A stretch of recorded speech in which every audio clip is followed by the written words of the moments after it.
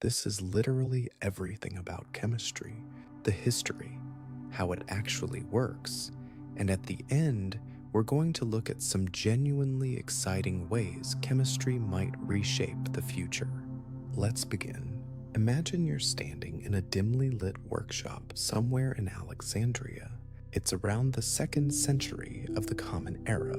The air is thick with the smell of sulfur and charcoal. There's a clay furnace glowing in the corner, and you're watching a man carefully heat a chunk of greenish copper ore, grinding it, mixing it with strange powders, heating it again, watching the color shift, waiting for something miraculous to happen. He's trying to turn base metals into gold. He won't succeed. Nobody ever did. But what this man is actually doing, heating substances, combining them, observing how matter transforms from one thing into something completely different. That is the oldest version of the question that chemistry would spend the next 2,000 years trying to answer. What is stuff made of, and why does it change? That question gave us medicines that save millions of lives every year, fertilizers that feed half the planet, semiconductors inside every device you own, and a molecular understanding of life itself that is right now being reshaped by artificial intelligence. And the fact that humanity started chasing this question in smoky alchemist workshops, got it wrong for centuries, fought over it, accidentally discovered things that changed the world while looking for things that didn't exist, and is now using it to design molecules with machine learning. That is the story we're going to tell today. So sit down. This is going to be a while. Let's go back even further than that alchemist's workshop, because the story of chemistry doesn't start in Alexandria. It starts thousands of years earlier with people who had no idea they were doing chemistry at all. Around 5,000 years ago in ancient Egypt, people were already pulling off some genuinely impressive chemical processes. They were extracting copper and gold from ore. They were smelting bronze, which meant figuring out that if you mix copper with tin, you get something harder and more useful than either metal on its own. That's an alloy. That's materials chemistry. They didn't call it that, but that's exactly what it was. They were making glass by heating sand with natron and lime. They were producing pigments for paints and dyes for fabrics using chemical reactions they understood procedurally, even if they had no theory for why any of it worked. And they were embalming the dead. Mummification was a 70-day chemical process involving natron salts to dehydrate the body, tree resins to seal it, oils and spices to preserve it. The Egyptians figured out through centuries of trial and error exactly which substances would stop biological decay. That's preservation chemistry, and their results lasted thousands of years, which is a pretty good track record. Meanwhile, over in Mesopotamia, the Babylonians were doing their own chemistry. They were brewing beer, which involves fermentation, a biochemical process where yeast converts sugars into alcohol and carbon dioxide. They were making perfumes through early distillation techniques. They were producing colored glass and glazed ceramics by adding small amounts of metal oxides to the base materials: cobalt for blue, copper for green, iron for red and yellow.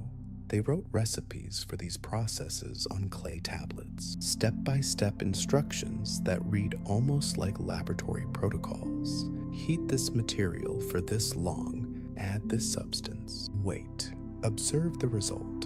And here's the thing about all of this. These weren't simple processes. Bronze smelting requires temperatures above 1,000 degrees Celsius and precise ratios of copper to tin.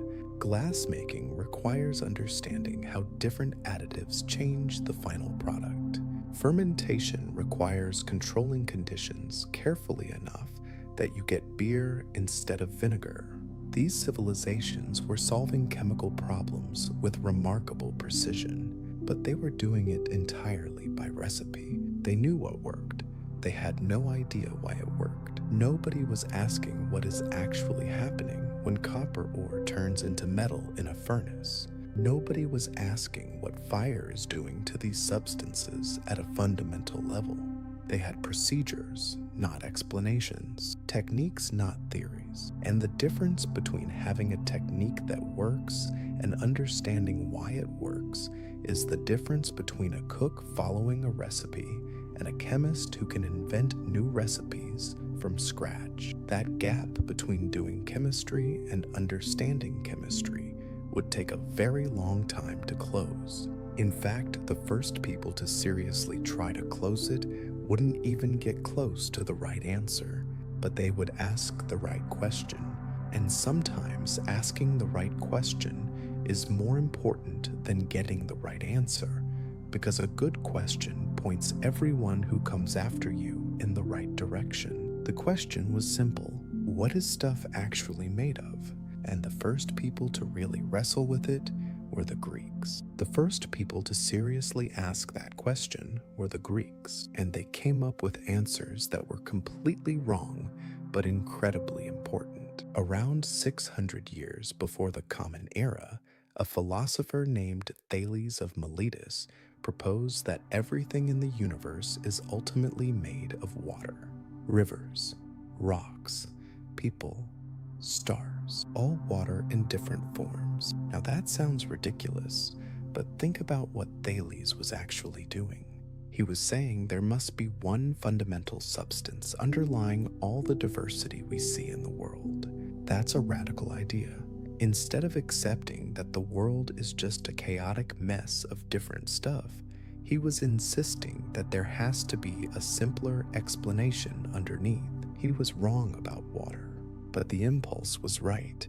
After Thales, other Greek thinkers took their shots. Anaximenes said everything is made of air at different densities. Compress air and you get water.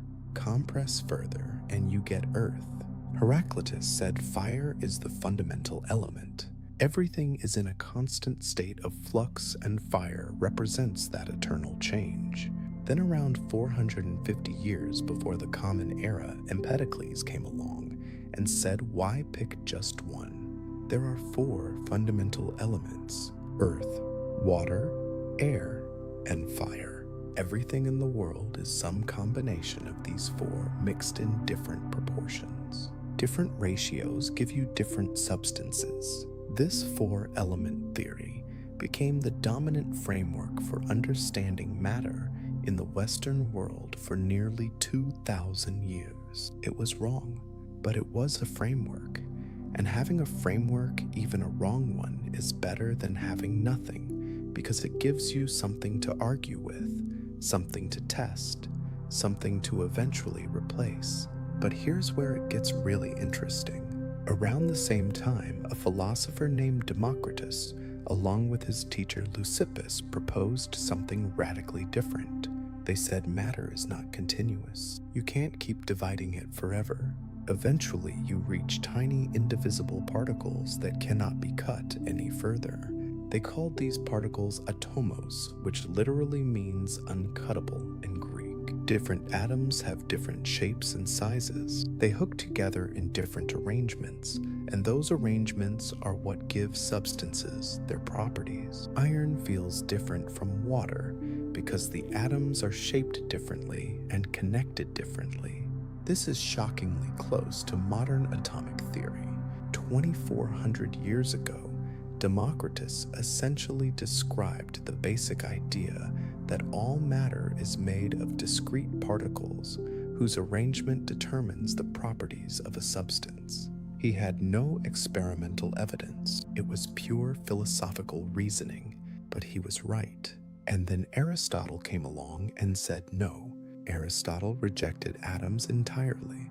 He insisted on the 4 elements and added a 5th element called quintessence for the celestial bodies. And because Aristotle was Aristotle, because his authority dominated Western intellectual life for over 1,500 years, The atomic idea was essentially buried. It sat there ignored for over 2 millennia, waiting to be rediscovered. Just think about that for a second. The right answer existed in 400 BCE, and humanity took a 2,000-year detour because the most influential philosopher in history said it was wrong. And that detour ran straight through alchemy. Now, when most people hear the word alchemy, they think of crazy old men in robes trying to turn lead into gold. And yes, that was part of it. The philosopher's stone, the elixir of life, the transmutation of base metals into noble ones. These were real goals that real people spent real lifetimes pursuing. But if that's all you think alchemy was, you're missing the bigger picture. Because alchemy was also the thing that built the actual physical infrastructure of chemistry. The tools, the techniques, the laboratory methods that modern chemists still use today were almost all invented by alchemists chasing impossible dreams. The most important chapter of alchemy's story takes place during the Islamic Golden Age, roughly from the 8th to the 13th century, and the most important name in that chapter is Jabir ibn Hayyan. Jabir lived in the 8th century and worked in what is now Iraq, and he is sometimes called the father of chemistry, not the father of alchemy, the father of chemistry, and there's a reason for that. Jabir introduced systematic experimental methods to the study of matter. He didn't just mix things and hope for the best.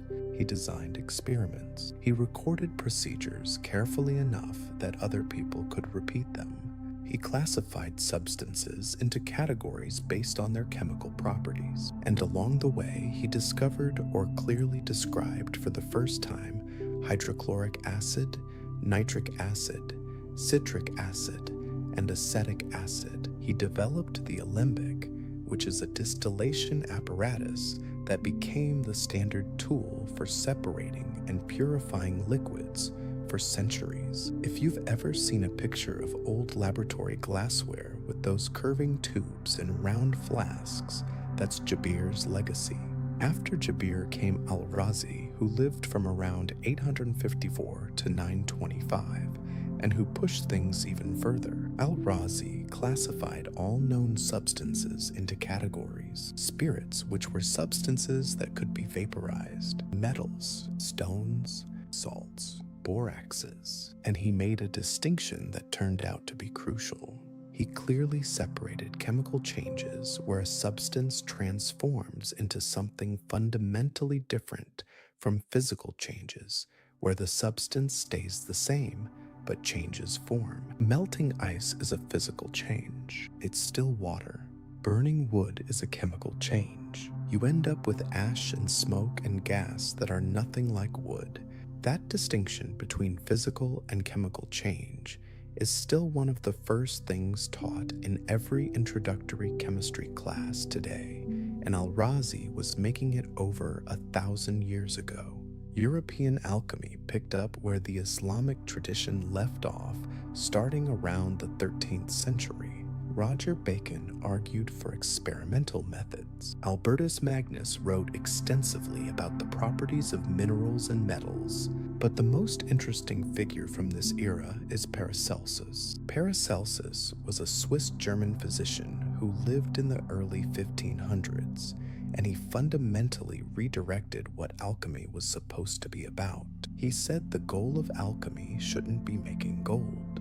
The goal should be making medicine. He argued that the human body is essentially a chemical system. Diseases are chemical imbalances, and the cure for chemical imbalances is chemicals. The right substance in the right dose can fix what's wrong. This sounds obvious to us now, but at the time it was revolutionary. Paracelsus introduced mineral-based medicines, mercury compounds for syphilis, antimony preparations for various ailments, sulfur treatments. Some of these worked, some of them were genuinely toxic. Paracelsus himself famously said the dose makes the poison, meaning any substance can be harmful in large enough quantities, and beneficial in small enough quantities. That principle is still the foundation of pharmacology and toxicology today. But here's what's wild about the whole alchemical era. The alchemists never found the philosopher's stone. They never turned lead into gold. They never discovered the elixir of eternal life. They failed at every single one of their stated goals, and yet in the process of failing, they invented distillation, crystallization, filtration, sublimation, and calcination. They discovered dozens of important chemical substances. They developed laboratory equipment that remained standard for centuries. They established the practice of careful experimental observation and record keeping. The entire toolkit of modern chemistry was built by people chasing things that don't exist, which is one of those facts about the history of science that should make you a little humble about how progress actually works. Sometimes the most productive thing you can do is pursue the wrong goal with the right methods. The methods survive, the goals get corrected later, and that correction was coming. Because by the 1600s, a few people were starting to look at the alchemists' four-element theory and Aristotle's framework and all the accumulated experimental evidence and think something doesn't add up here. The first person to really pull on that thread was an Irish nobleman named Robert Boyle.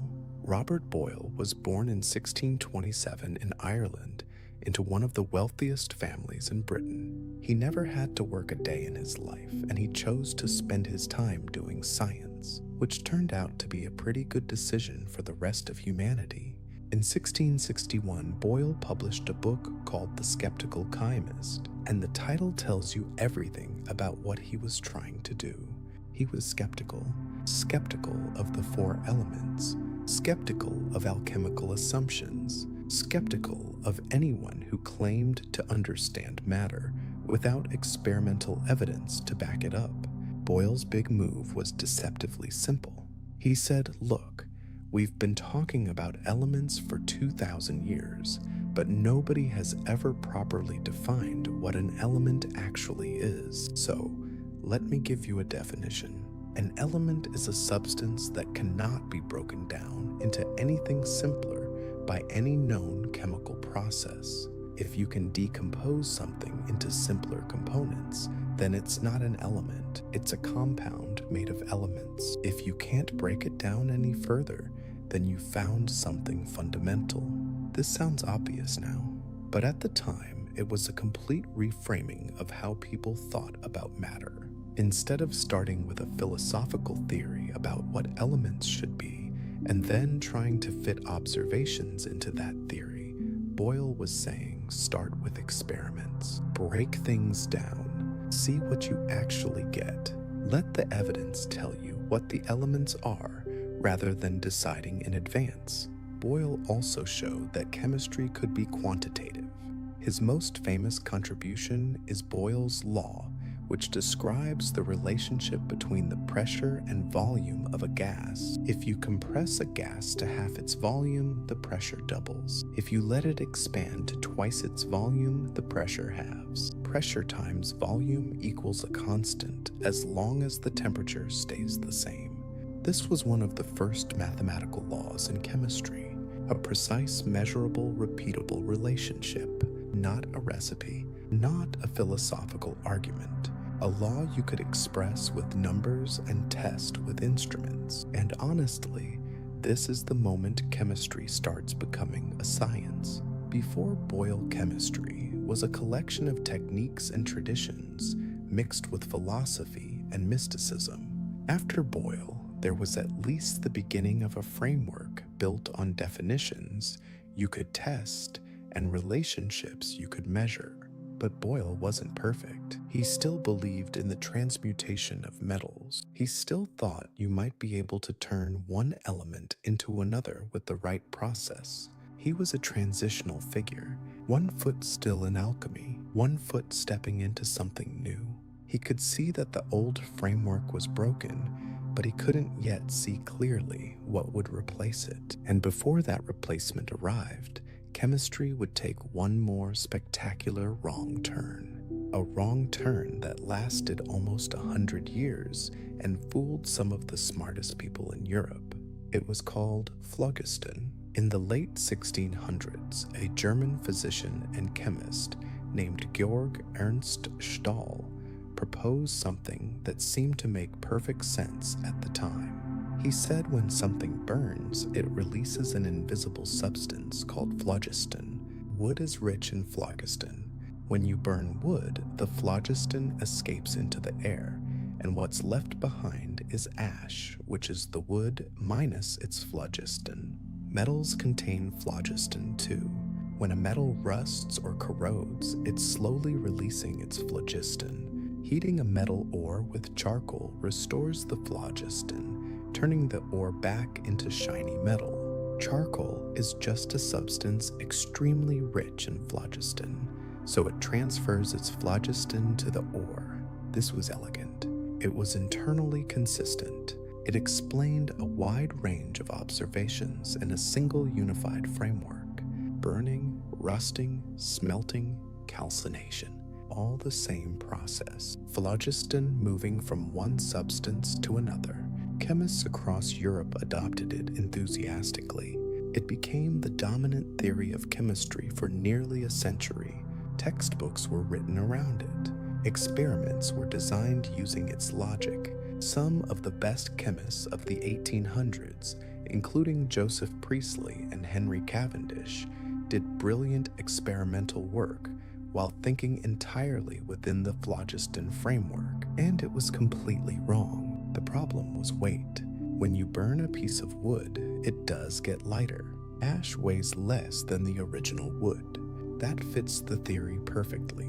Phlogiston left, so mass was lost. But when you heat a metal in air, the resulting residue called a calx actually gets heavier. If the metal lost phlogiston during the process, it should weigh less, not more. Something is being added, not taken away. This was a serious problem, and phlogiston supporters knew it. Their solution was creative in the worst way. Some argued that phlogiston has negative weight, that it actually pushes things upward, and when you remove it, the substance gets heavier because it's no longer being buoyed by the phlogiston inside it. Others just ignored the weight problem and focused on the parts of the theory that worked. And here's the thing about phlogiston that makes it worth talking about, even though it was wrong. It shows you how science actually works. A wrong theory can be productive. It can organize observations. It can guide experiments. It can give people a shared vocabulary for discussing what they're seeing in the laboratory. Phlogiston did all of those things. The experiments that eventually killed phlogiston were designed by people who were trying to understand phlogiston better. They didn't set out to disprove it. They set out to explore it, and the evidence they found along the way made the theory impossible to sustain. But killing a theory that has been dominant for 100 years requires more than just pointing out its problems. You need a replacement. You need someone who can look at all the evidence and say, here's what's actually going on, and that someone was about to arrive. A French nobleman with a set of incredibly precise scales and an obsessive need to weigh absolutely everything. Antoine Lavoisier was born in 1743 in Paris into a wealthy family. He trained as a lawyer, but his real passion was science, and he had one habit that set him apart from every chemist who came before him. He weighed everything: before the reaction, after the reaction, every input, every output, every gas that escaped, every residue left behind. He built custom sealed apparatus to make sure nothing got in or out without being measured. And this obsessive attention to mass is what allowed him to see what a century of phlogiston believers had missed. In the early 1770s, Lavoisier started a series of experiments on combustion. He heated metals in sealed containers and carefully weighed the results. What he found was clear and devastating to phlogiston theory. When a metal was heated in air, it gained weight, and the air inside the sealed container lost exactly the same amount of weight. Something in the air was combining with the metal. Nothing was leaving the metal. The transfer was going in the opposite direction from what phlogiston theory predicted. Lavoisier identified the substance in air that was responsible. He called it oxygen from the Greek words, meaning acid former, because he believed incorrectly, as it turned out, that oxygen was a component of all acids. That was wrong, but the name stuck. He showed that ordinary air is not a single substance, but a mixture primarily of two gases, oxygen, which supports combustion and life, and nitrogen, which does neither. He demonstrated that when something burns, it combines with oxygen. When a metal rusts, it combines with oxygen. When you breathe, you take in oxygen and release carbon dioxide. Combustion and respiration are fundamentally the same type of chemical process. That was a stunning insight. The flame in a candle and the metabolism in your body are doing the same chemistry. But Lavoisier's most important contribution wasn't any single discovery. It was a principle, the law of conservation of mass. In any chemical reaction, the total mass of the substances you start with equals the total mass of the substances you end with. Nothing is created, nothing is destroyed. Atoms rearrange, but the total amount of matter stays exactly the same. This single principle became the foundation of all quantitative chemistry. Every balanced chemical equation you've ever seen is conservation of mass in action. In 1789, Lavoisier published the Traité élémentaire de chimie, the elementary treatise on chemistry. It was the first modern chemistry textbook. He listed 33 substances that he considered elements based on Boyle's definition, substances that couldn't be broken down further. Some of his identifications were wrong. He listed light and heat as elements, but most of his list was correct, and more importantly, the method was correct. Define elements by experiment, not by philosophy. He also overhauled chemical naming. Before Lavoisier, chemical substances had arbitrary names inherited from alchemy: powder of algaroth, butter of antimony, flowers of zinc. Lavoisier replaced all of this with a systematic nomenclature where the name of a compound tells you what it's made of. Iron oxide, copper sulfate, carbon dioxide. You hear the name and you know the composition. This naming system, with some modifications, is still what chemists use today. And then the French Revolution happened. Lavoisier was a nobleman and a tax collector. He had worked for the Ferme Générale, the private company that collected taxes on behalf of the crown. During the Reign of Terror, the revolutionary government arrested tax collectors and put them on trial. Lavoisier was convicted and sentenced to death. On May 8, 1794, he was guillotined. He was 50 years old. The mathematician Joseph Louis Lagrange reportedly said afterward, "It took them only an instant to cut off that head, and 100 years may not produce another like it." The father of modern chemistry, killed by a political revolution while in the middle of a scientific one. He had transformed chemistry from a collection of recipes and wrong theories into a quantitative science built on measurement and conservation laws. And he didn't live to see where his revolution would lead next, because the next question was obvious. If elements exist and they combine in specific ways to form compounds, then what are elements actually made of at the deepest level? Dalton had an answer. John Dalton was born in 1766 in a small town in northern England. He was the son of a weaver. He had almost no formal education. He started teaching at a local school when he was 12 years old. 12. And he taught himself mathematics, natural philosophy, and chemistry by reading everything he could get his hands on. Dalton was also colorblind. He actually studied his own condition in detail and published one of the first scientific papers on color blindness. To this day, the condition is sometimes called Daltonism in several languages, but that's not what made him one of the most important scientists in history. In the early 1800s, Dalton was studying how gases behave, how they mix, how they dissolve in water, how their pressures relate to each other, and he started noticing patterns. When elements combine to form compounds, they always combine in fixed ratios by weight. Water is always 8 parts oxygen to 1 part hydrogen by mass. Carbon dioxide is always 3 parts carbon to 8 parts oxygen. Always, no matter where you make it. No matter how you make it, the ratio is constant. This was already known. It was called the law of definite proportions. But Dalton asked the obvious next question.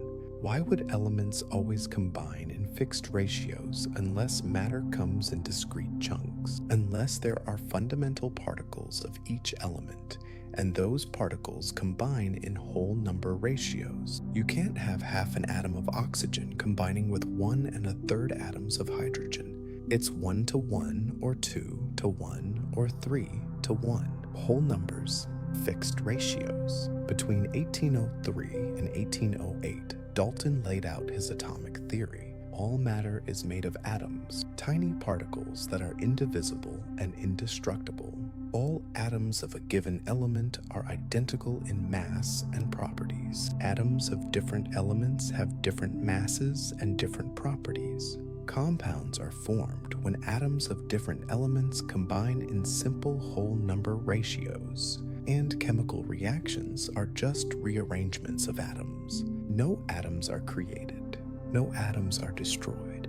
They just change partners. This is Democritus's idea, resurrected 2200 years later, but with one crucial difference. Democritus was doing philosophy. He had no evidence. Dalton was doing science. He had the law of definite proportions. He had the law of multiple proportions, which he discovered himself.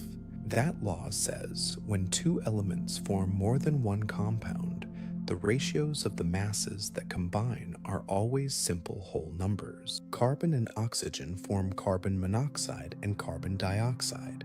The amount of oxygen per unit of carbon in carbon dioxide is exactly double the amount in carbon monoxide.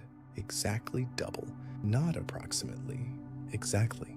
That kind of precision demanded an explanation, and atoms provided it. 1 carbon atom plus 1 oxygen atom gives carbon monoxide. 1 carbon atom plus 2 oxygen atoms gives carbon dioxide. The math works perfectly. Dalton even produced the first table of atomic weights, assigning hydrogen a weight of 1 and expressing all other elements relative to that. Many of his values were wrong because he made some incorrect assumptions about the formulas of certain compounds. He assumed water was 1 hydrogen and 1 oxygen rather than 2 hydrogens and 1 oxygen, but the principle was right. Each element has a characteristic atomic weight, and that weight determines how much of it you need in a reaction. And here's the thing that makes Dalton's contribution so important. Before Dalton, chemistry was a science of substances. After Dalton, it was a science of atoms. That shift in perspective changed everything, because once you're thinking in terms of atoms, you can start asking questions that were previously unaskable. How many atoms are in this sample? How are they arranged? What holds them together? And eventually, what's inside them? But before anyone could look inside, atoms chemists had a more immediate puzzle to solve. They knew elements existed. They knew atoms existed. They had a growing list of elements with measured atomic weights, but the list was a mess. There was no organizing principle, no pattern, no system, until a Russian chemist named Dmitry Mendeleev sat down with a deck of cards and found one. By the middle of the 1800s, chemists had identified about 63 elements. They knew the atomic weights of most of them. They knew how each one behaved chemically. what it reacted with, what kind of compounds it formed, whether it was a metal or a gas or something in between. But there was no system, no organizing framework, just a long, messy list of elements with no obvious pattern connecting them. And it wasn't for lack of trying. In 1829, a German chemist named Johann Wolfgang Dobereiner noticed that certain elements came in groups of 3 with related properties: lithium, sodium, and potassium, calcium, strontium, and barium, chlorine, bromine, and iodine. In each group, the middle element had an atomic weight roughly halfway between the other 2, and its properties were intermediate as well.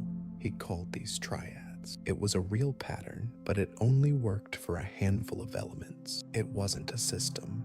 In 1864, an English chemist named John Newlands arranged the known elements by atomic weight and noticed that properties seemed to repeat every 8 elements. He called this the law of octaves because it reminded him of musical scales. The Chemical Society of London basically laughed him out of the room.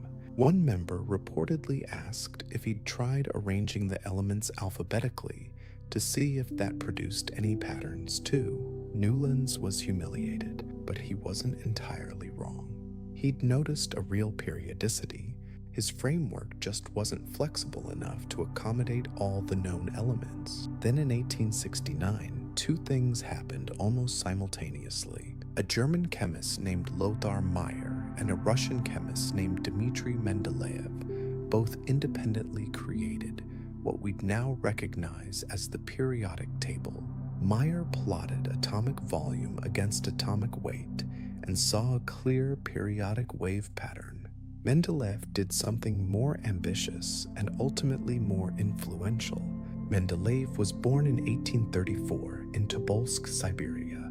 He was the youngest of somewhere between 11 and 17 children, depending on which source you trust. His mother walked him across Russia to get him into university. She died shortly after. Mendeleev became a professor of chemistry at the University of St. Petersburg, and in 1869, he sat down to organize the elements for a textbook he was writing. The story goes that Mendeleev wrote each element's name and properties on a separate card.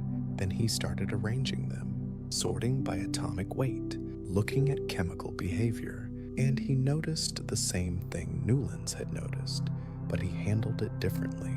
When the pattern broke, when an element didn't fit where its atomic weight said it should go, Mendeleev trusted the pattern over the data. He said the atomic weight must be wrong or there must be an unknown element filling the gap. This is the genius move. Mendeleev left gaps in his table, empty spaces where no known element fit, but where the pattern demanded something should exist. And then he predicted exactly what those missing elements would be like: their approximate atomic weight, their density, their melting point, what kind of oxide they would form, how they would behave chemically. He published these predictions openly for anyone to check. In 1875, a French chemist named Paul-Émile Lecoq de Boisbaudran discovered a new element called gallium. Its properties matched Mendeleev's predictions almost exactly. In 1879, Lars Fredrik Nilsson discovered scandium, again a near-perfect match. In 1886, Clemens Winkler discovered germanium, again matching Mendeleev's predictions to a remarkable degree. Winkler himself wrote that Mendeleev's predictions were so accurate it was almost as if he had held the element in his hands before it was even found. 3 predictions, 3 confirmed discoveries, each one matching the predicted properties with stunning accuracy. This is the power of finding the right organizing framework. Mendeleev didn't just categorize what was already known. His framework predicted what hadn't been discovered yet, and it was right. Now, Mendeleev's table wasn't perfect. He organized elements by atomic weight, which is close to the right order, but not exactly. There were a few places where the weight order and the property pattern disagreed, and Mendeleev had to swap elements around to make the pattern work. It wouldn't be until 1913 when a young English physicist named Henry Moseley measured the nuclear charge of elements using X-rays that the true organizing principle was identified. It's not atomic weight, it's atomic number, the number of protons in the nucleus. Once you arrange elements by atomic number, every inconsistency in Mendeleev's original table disappears. The pattern he found was real. He just didn't yet know exactly what was causing it. And that question, what causes the periodic pattern, would turn out to require cracking open the atom itself, because the answer was hiding inside. For most of the 19th century, atoms were still thought of as tiny, solid, indivisible spheres. That was Dalton's picture. Hard little balls of different sizes and weights. Nobody knew what was inside them because the assumption was that there was nothing inside them. They were called atoms after all. Uncuttable, fundamental, end of story.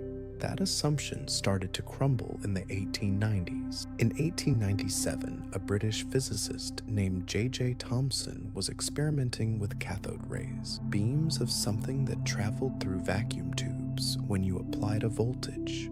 Thomson showed that these rays were actually streams of tiny particles, much smaller than any atom. They carried a negative electrical charge, and they could be extracted from atoms of any element. It didn't matter whether the cathode was made of aluminum or iron or platinum. The same tiny particles came out. Thomson had discovered the electron, and with that discovery, the entire idea of atoms being indivisible was dead. Atoms contained smaller parts. They had internal structure. The question was, what does that structure look like? Thomson proposed what became known as the plum pudding model. He imagined the atom as a sphere of positive charge with negatively charged electrons embedded in it, like raisins stuck in a pudding. The positive and negative charges balanced out, making the atom electrically neutral overall. It was a reasonable guess given what he knew. It was also wrong.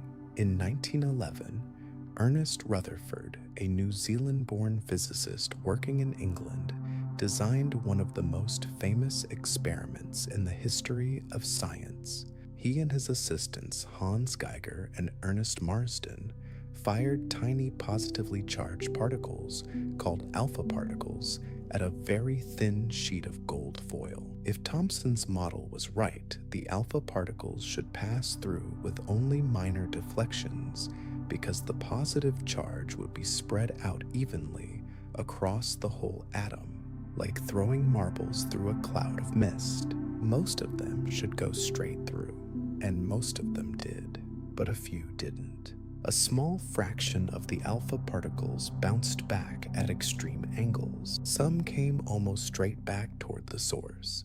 Rutherford later said it was as if you fired a cannon shell at a piece of tissue paper and it came back and hit you. Something very small and very dense inside the atom was deflecting those particles. Rutherford concluded that almost all of the atom's mass and all of its positive charge is concentrated in a tiny, dense core, which he called the nucleus. The nucleus is incredibly small compared to the overall atom. If the atom were the size of a football stadium, the nucleus would be a marble on the 50-yard line.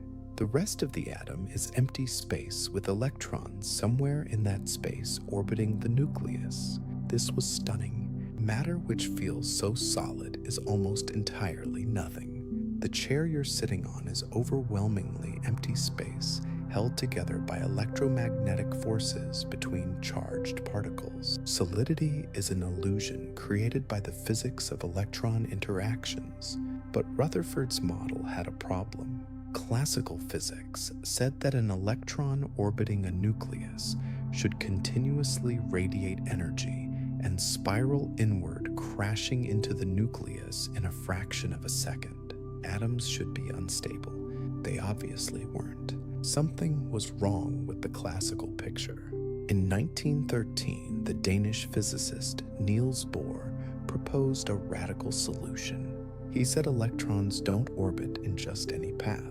They can only exist in specific energy levels, fixed orbits at fixed distances from the nucleus. An electron in one of these allowed orbits doesn't radiate energy. It's stable. But if it absorbs exactly the right amount of energy, it can jump up to a higher level. And when it falls back down, it emits that energy as light at a very specific wavelength. That's why each element produces a unique spectrum of colored light when you heat it. The colors correspond to electrons jumping between specific energy levels. Each element has a different set of energy levels, so each element produces a different set of colors, a unique fingerprint in light. Bohr's model worked beautifully for hydrogen, but it couldn't fully explain atoms with more than one electron. The complete picture came in the 1920s and 1930s with quantum mechanics. Schrödinger-Heisenberg. Born and Dirac developed a mathematical framework that replaced Bohr's fixed orbits with probability distributions called orbitals. You can't say exactly where an electron is at any given moment. You can only say where it's likely to be. Electrons exist as clouds of probability around the nucleus. Different orbitals have different shapes, some spherical, some dumbbell-shaped, some more complex. And here's where it all connects back. The way electrons fill these orbitals follows specific rules, and those filling rules are exactly what creates the periodic pattern Mendeleev discovered. Elements in the same column of the periodic table have the same configuration of electrons in their outermost shell. That's why they behave similarly. The periodic table is literally a map of electron configuration. Mendeleev's pattern, which he found purely from chemical behavior, turns out to be a direct consequence of quantum mechanics. The chemistry is the physics. The table he built by hand from experimental observations encodes the quantum structure of the atom. The next question was obvious. If the electron configuration determines how atoms behave, then it should also determine how atoms connect to each other, how they bond. And understanding bonding would mean understanding why specific substances exist at all, why water is water, why diamond is hard and graphite is soft even though they're both pure carbon, why some things dissolve in water and others don't. The answer to all of it was in the electrons. Once you know where the electrons are, you can answer the most important question in all of chemistry. Why do atoms stick together? Because atoms on their own are mostly useless. A single sodium atom sitting by itself doesn't do much. A single chlorine atom sitting by itself doesn't do much. But bring them together, and the sodium atom hands over one of its electrons to the chlorine atom. Now the sodium has a positive charge, and the chlorine has a negative charge. Opposite charges attract. They snap together, and you get sodium chloride. Table salt, a completely new substance with completely different properties from either element alone. That electron transfer is called ionic bonding, and it's one of the three main ways atoms connect to each other. The second way is covalent bonding. Instead of one atom giving an electron to another, the two atoms share electrons. Two hydrogen atoms each have one electron. Neither wants to give it up, so they share. Each atom's electron spends time around both nuclei. The shared electrons create an attractive force that holds the atoms together. You get H2, molecular hydrogen. This sharing arrangement is incredibly versatile, especially when carbon gets involved. Carbon has 4 electrons available for bonding, which means it can form 4 simultaneous covalent bonds. It can bond to other carbon atoms in chains and rings and branches. It can bond to hydrogen, oxygen, nitrogen, sulfur, and dozens of other elements. That flexibility is why carbon forms more compounds than all other elements combined, and why there's an entire branch of chemistry dedicated just to carbon compounds. The third way is metallic bonding. In a chunk of metal, the atoms are packed tightly together, and their outermost electrons aren't attached to any specific atom. They form what's often described as a sea of electrons flowing freely through the entire structure. This delocalized electron sea is why metals conduct electricity. The electrons can move. It's why metals conduct heat. It's why metals are malleable. You can bend them without breaking because the atoms can slide past each other while the electron sea holds everything together. In 1916, an American chemist named Gilbert N. Lewis proposed the idea that chemical bonds are formed by pairs of electrons shared between atoms. He drew simple diagrams showing atoms surrounded by dots representing their outer electrons, with shared pairs sitting between bonded atoms. These Lewis dot structures are still taught in every introductory chemistry course on the planet. They're crude, but they work. You can look at a Lewis structure and immediately see which atoms are bonded to which, and whether there are any lone pairs of electrons not involved in bonding. But the real theoretical breakthrough came from Linus Pauling. Pauling was an American chemist who in the 1930s applied quantum mechanics to the problem of chemical bonding. His book, The Nature of the Chemical Bond, published in 1939, is one of the most influential chemistry texts ever written. Pauling introduced the concept of electronegativity, which is a measure of how strongly an atom attracts electrons in a bond. Fluorine is the most electronegative element. It pulls electrons toward itself aggressively. Cesium and francium are the least electronegative. They barely hold on to their electrons at all. Electronegativity differences between atoms determine what type of bond forms. Big difference means one atom pulls the electron almost completely away from the other. That's ionic. Small difference means the electrons are shared roughly equally. That's covalent. Something in between gives you a polar covalent bond where the electrons are shared but unevenly. One end of the molecule is slightly negative and the other is slightly positive. Water is the classic example.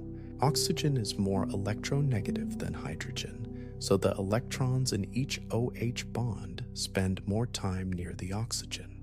This gives water a permanent charge separation that makes it an incredible solvent and gives it many of its unusual properties. Pauling won the Nobel Prize in Chemistry in 1954 for this work on bonding. Then he won the Nobel Peace Prize in 1962 for his campaign against nuclear weapons testing.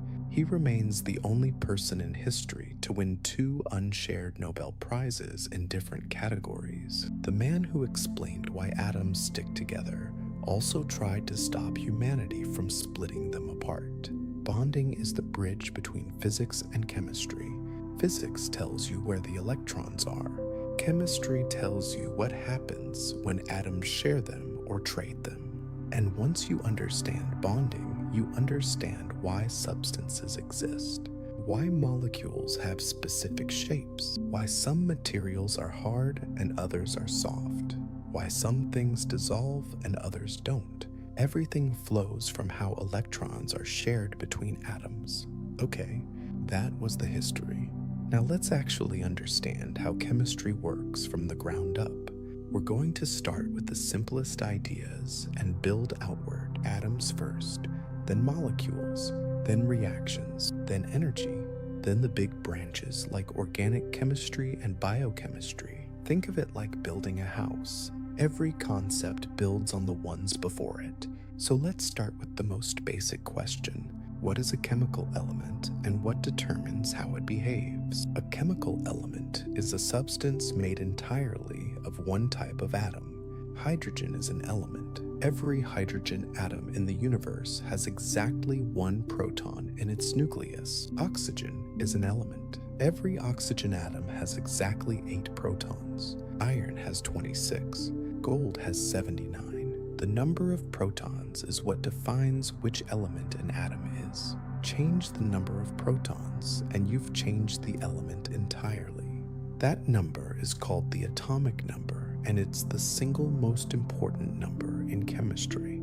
Everything else about an atom follows from it. Besides protons, the nucleus also contains neutrons. Neutrons have roughly the same mass as protons, but carry no electrical charge. They're there to help hold the nucleus together. The number of neutrons can vary even for the same element. A carbon atom always has 6 protons, but it might have 6 neutrons or 7 or 8. These different versions are called isotopes. Carbon-12 has 6 protons and 6 neutrons. Carbon-13 has 6 protons and 7 neutrons. Carbon-14 has 6 protons and 8 neutrons. They're all carbon. They all behave almost identically in chemical reactions, but carbon-14 is unstable. It decays radioactively over time with a half-life of about 30 years, and that decay is what makes radiocarbon dating possible. By measuring how much carbon-14 is left in an organic sample, you can figure out how old it is. Archaeologists use this constantly. It's chemistry telling you when something died. Outside the nucleus, you have electrons, one for each proton in a neutral atom.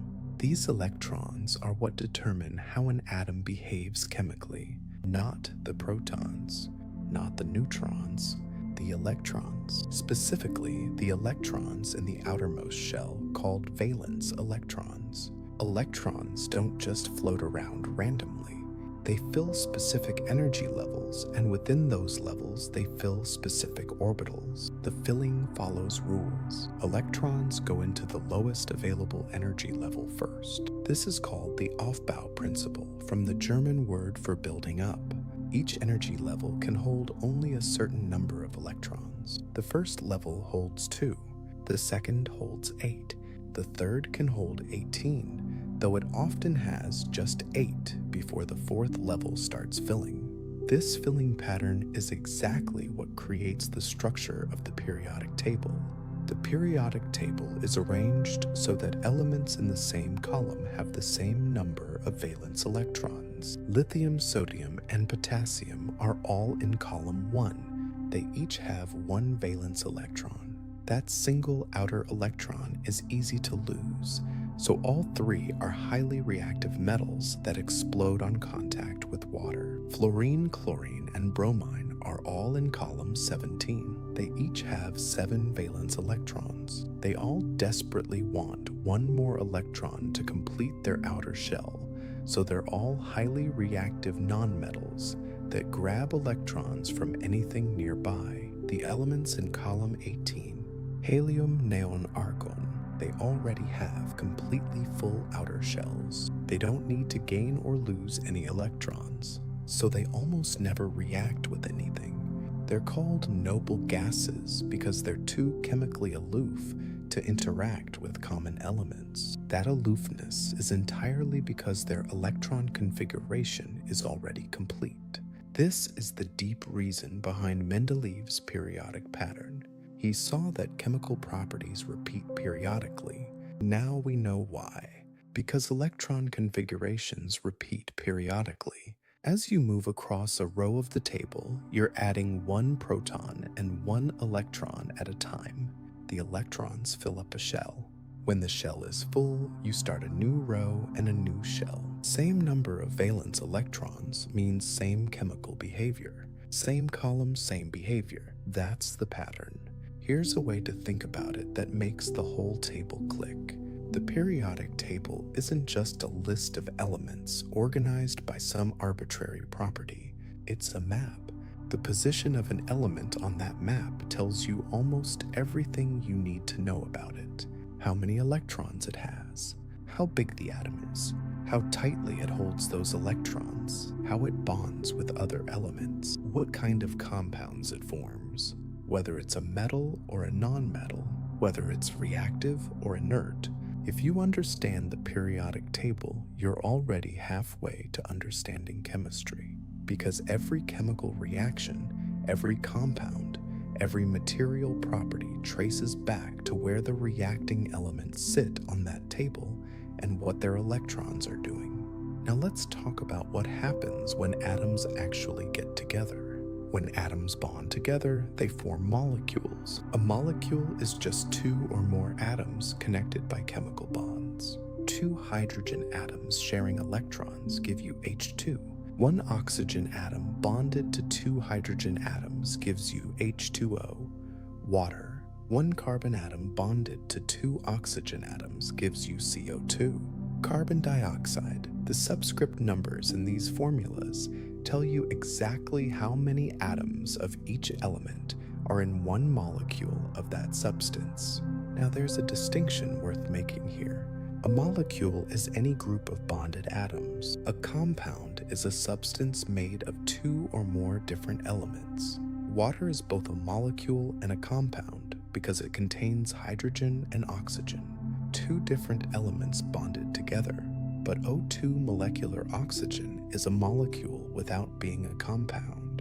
It's two atoms bonded together, but they're both the same element. Every compound is made of molecules, but not every molecule is a compound. Chemical formulas are recipes at the atomic level.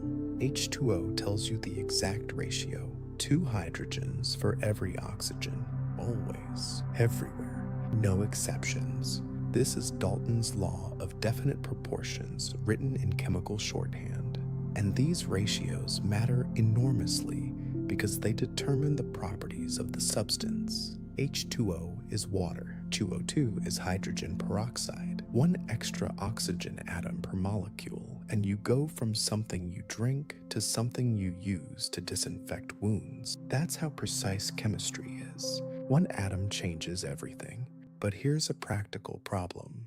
Atoms are unimaginably small. A single atom of carbon weighs about 0.02 grams. You can't weigh one atom on a scale. You can't count atoms one by one. So, how do chemists actually measure things in a laboratory where you're working with grams and milliliters, not individual atoms?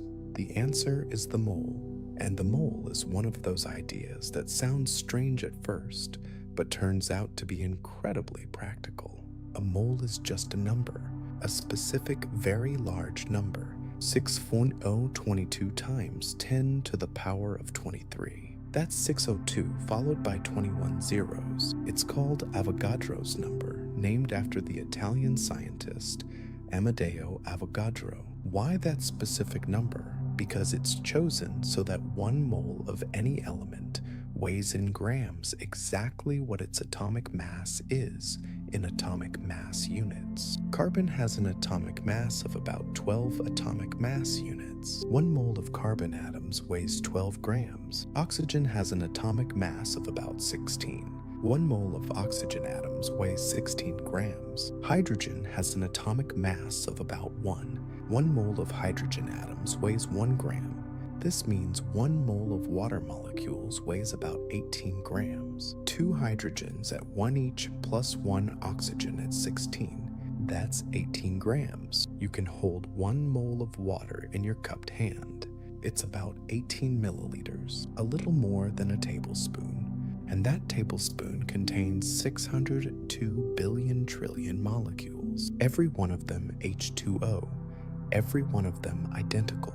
The mole is the bridge between the world of atoms and the world of laboratories. It lets you convert between the language of atoms, which speaks in numbers of particles, and the language of the lab, which speaks in grams and liters. If a chemical equation says 2 molecules of hydrogen react with 1 molecule of oxygen to form 2 molecules of water, then it also means 2 moles of hydrogen react with 1 mole of oxygen to form 2 moles of water, which means 4 grams of hydrogen react with 32 grams of oxygen to form 36 grams of water, numbers you can actually measure on a balance. Without the mole concept, doing quantitative chemistry would be essentially impossible. It's the counting unit that makes Lavoisier's conservation of mass practically useful in a real laboratory. Now that we know what atoms are, how they bond, and how to count them, let's talk about what happens when they actually react. A chemical reaction is what happens when atoms rearrange. Bonds break, new bonds form. The atoms themselves don't change. A carbon atom is still a carbon atom before, during, and after the reaction. But the way those atoms are connected to each other changes, and that change in connectivity is what creates new substances with new properties. Take the simplest example. Hydrogen gas plus oxygen gas gives you water. H2 plus O2 gives H2O. Two gases, one of which is explosive, and the other of which is what fire needs to burn, combine to form a liquid you can drink. The atoms are the same. The arrangement is completely different. That's a chemical reaction. But here's something you need to notice about that equation as I just wrote it. It's not balanced. On the left side, you have 2 hydrogen atoms in H2 and 2 oxygen atoms in O2. On the right side, you have 2 hydrogen atoms and 1 oxygen atom in H2O. The oxygen doesn't add up. You started with 2 oxygen atoms and ended with 1. That violates conservation of mass. Atoms can't just disappear. So you balance the equation. 2H2 plus 1O2 gives 2H2O. Now check. Left side 4 hydrogen atoms and 2 oxygen atoms. Right side 4 hydrogen atoms and 2 oxygen atoms. Everything adds up. Every atom you started with is accounted for at the end. That balancing isn't just a classroom exercise. It's Lavoisier's law enforced at the atomic level. Mass is conserved because atoms are conserved. Let's do a more interesting one. Combustion of methane. Methane is CH4, the main component of natural gas. When it burns, it reacts with oxygen. CH4 plus 2O2 gives CO2 plus 2H2O. 1 carbon goes and 1 carbon comes out. 4 hydrogens go and 4 hydrogens come out. 4 oxygens go and 4 oxygens come out. Balanced. And this specific reaction is what heats millions of homes and generates a significant percentage of the world's electricity. One chemical equation powering civilization. There are several basic types of reactions, and once you recognize them, you start seeing patterns everywhere. Synthesis reactions are the simplest. 2 or more substances combine into one. Iron plus oxygen gives iron oxide.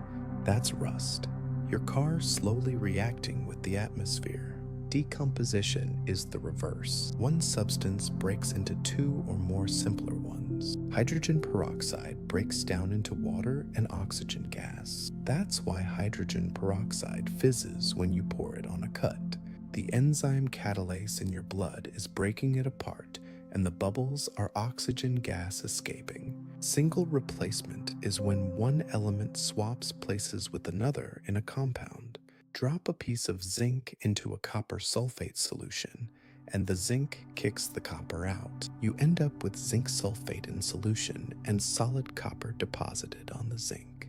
The zinc is more reactive than copper, so it takes copper's place. Double replacement is when 2 compounds swap partners. Mix silver nitrate solution with sodium chloride solution, and the silver grabs the chloride to form silver chloride, which is insoluble and precipitates out as a white solid. This type of reaction is the basis of many classical qualitative analysis techniques. You figure out what's in a solution by seeing what precipitates form when you add different reagents. And then there are redox reactions which deserve special attention because they're everywhere. Redox stands for reduction and oxidation. Oxidation means losing electrons. Reduction means gaining electrons. They always happen together because every electron that one atom loses, another atom gains. The classic way to remember it is oil rig. Oxidation is loss. Reduction is gain. Rusting is a redox reaction. Iron loses electrons to oxygen. Combustion is a redox reaction. The fuel loses electrons to oxygen. Photosynthesis is a redox reaction. Water loses electrons that eventually end up on carbon dioxide, producing oxygen gas and glucose. Cellular respiration is a redox reaction running in the opposite direction. Glucose loses electrons that eventually end up on oxygen producing carbon dioxide and water, and the energy your body needs to function. Batteries are controlled redox reactions. One electrode loses electrons, which flow through an external circuit, doing useful work on the way, and arrive at the other electrode where they're gained. That flow of electrons through the circuit is the electric current that powers your device. Every battery, from the one in your phone to the one in an electric vehicle, is redox chemistry harnessed and packaged. And here's something worth noticing. Every chemical equation is a recipe. It tells you exactly what goes in, exactly what comes out, exactly the proportions. Chemistry is the most precise cookbook in the universe, and every recipe obeys the same fundamental rule. What you start with atom for atom is exactly what you end with, just rearranged. Now we know what reactions are and how to describe them, but there's a question we haven't answered yet. When a reaction happens, does it release energy or absorb it, and why? Every chemical reaction involves energy, every single one without exception, because breaking bonds costs energy and forming bonds releases energy. A reaction can't rearrange atoms without breaking old bonds and forming new ones. And breaking and forming bonds always involves an energy exchange with the surroundings. If the new bonds formed in the products are stronger than the old bonds broken in the reactants, the reaction releases more energy than it consumes. Energy comes out. The surroundings get hotter. This is called an exothermic reaction. Combustion is exothermic. When methane burns the bonds in carbon dioxide and water are stronger than the bonds in methane and oxygen, the excess energy is released as heat and light. That's the flame you see, literal energy escaping from a chemical reaction. If the new bonds are weaker than the old ones, the reaction absorbs more energy than it releases. Energy goes in. The surroundings get colder. This is called an endothermic reaction. Photosynthesis is endothermic. Plants absorb energy from sunlight and use it to build glucose from carbon dioxide and water. The bonds in glucose are weaker than the bonds in the starting materials, so energy has to be continuously pumped in. That energy comes from the sun. Plants are solar-powered chemical factories. Chemists measure the energy change of a reaction using a quantity called enthalpy, represented by the symbol delta H. If delta H is negative, the reaction is exothermic. Energy is released. If delta H is positive, the reaction is endothermic. Energy is absorbed. The actual number tells you how much energy per mole of reaction. Combustion of methane has a delta H of about negative 890 kilojoules per mole. That's a lot of energy from burning a relatively small amount of gas, which is why natural gas is such an effective fuel. There's an elegant principle called Hess's law that makes energy calculations much more practical. It says the total enthalpy change of a reaction depends only on the starting materials and the final products, not on the pathway you take to get there. You could go from A to D directly, or you could go from A to B to C to D.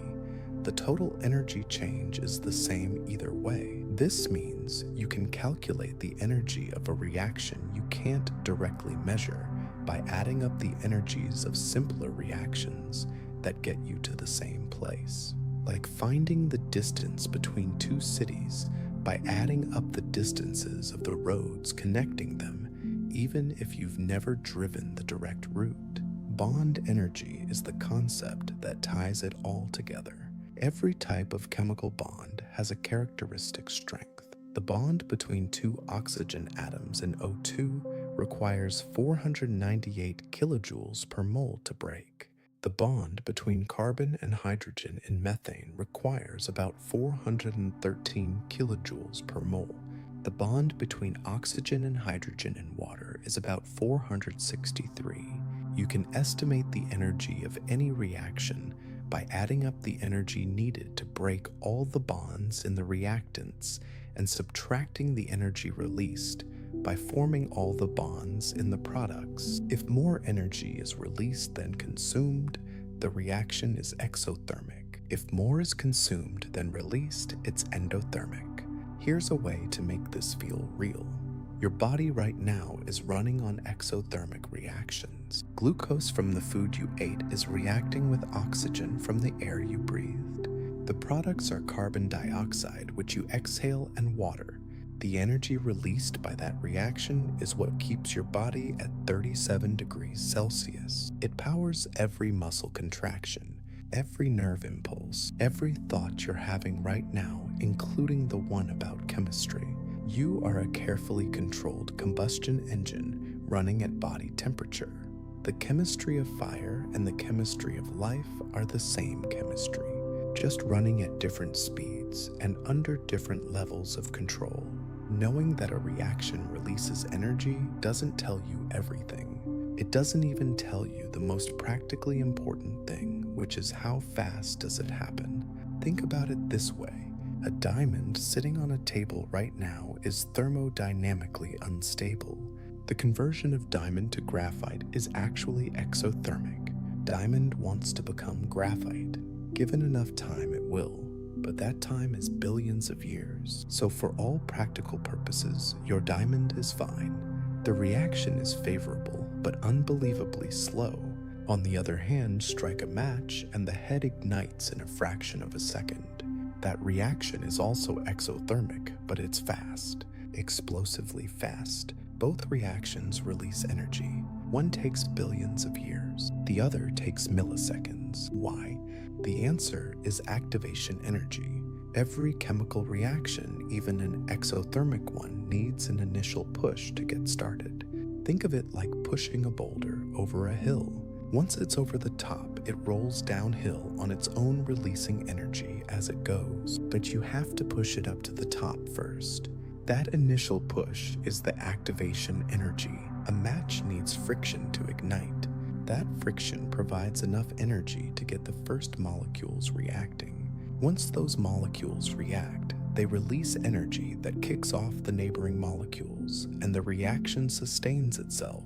A diamond at room temperature doesn't have enough energy to get even a single carbon atom over the activation energy hill. So nothing happens. The hill is just too tall. Several factors affect how fast a reaction goes. Temperature is the biggest one. Higher temperature means molecules are moving faster. Faster molecules collide harder and more frequently. More collisions with enough energy to overcome the activation energy barrier means a faster reaction. This is why food spoils faster at room temperature than in a refrigerator. The chemical reactions that cause spoilage are happening, but in the cold, they happen much more slowly. Concentration matters too. More reactant molecules packed into a given space means more collisions per second. Surface area matters. A solid log burns slowly. Sawdust can explode. Same wood, same chemical reaction, but the sawdust has enormously more surface area exposed to oxygen, so the reaction happens much faster. And then there are catalysts. A catalyst is a substance that speeds up a reaction without being consumed by it. It's still there when the reaction is done unchanged and ready to do it again. How does it work? A catalyst provides an alternative reaction pathway with a lower activation energy. It doesn't change whether a reaction is exothermic or endothermic. It doesn't change the products. It just lowers the hill that molecules have to climb to get the reaction started. The boulder still rolls downhill, but the hill is shorter, so more molecules can make it over. Enzymes are biological catalysts, and they are spectacularly good at their job.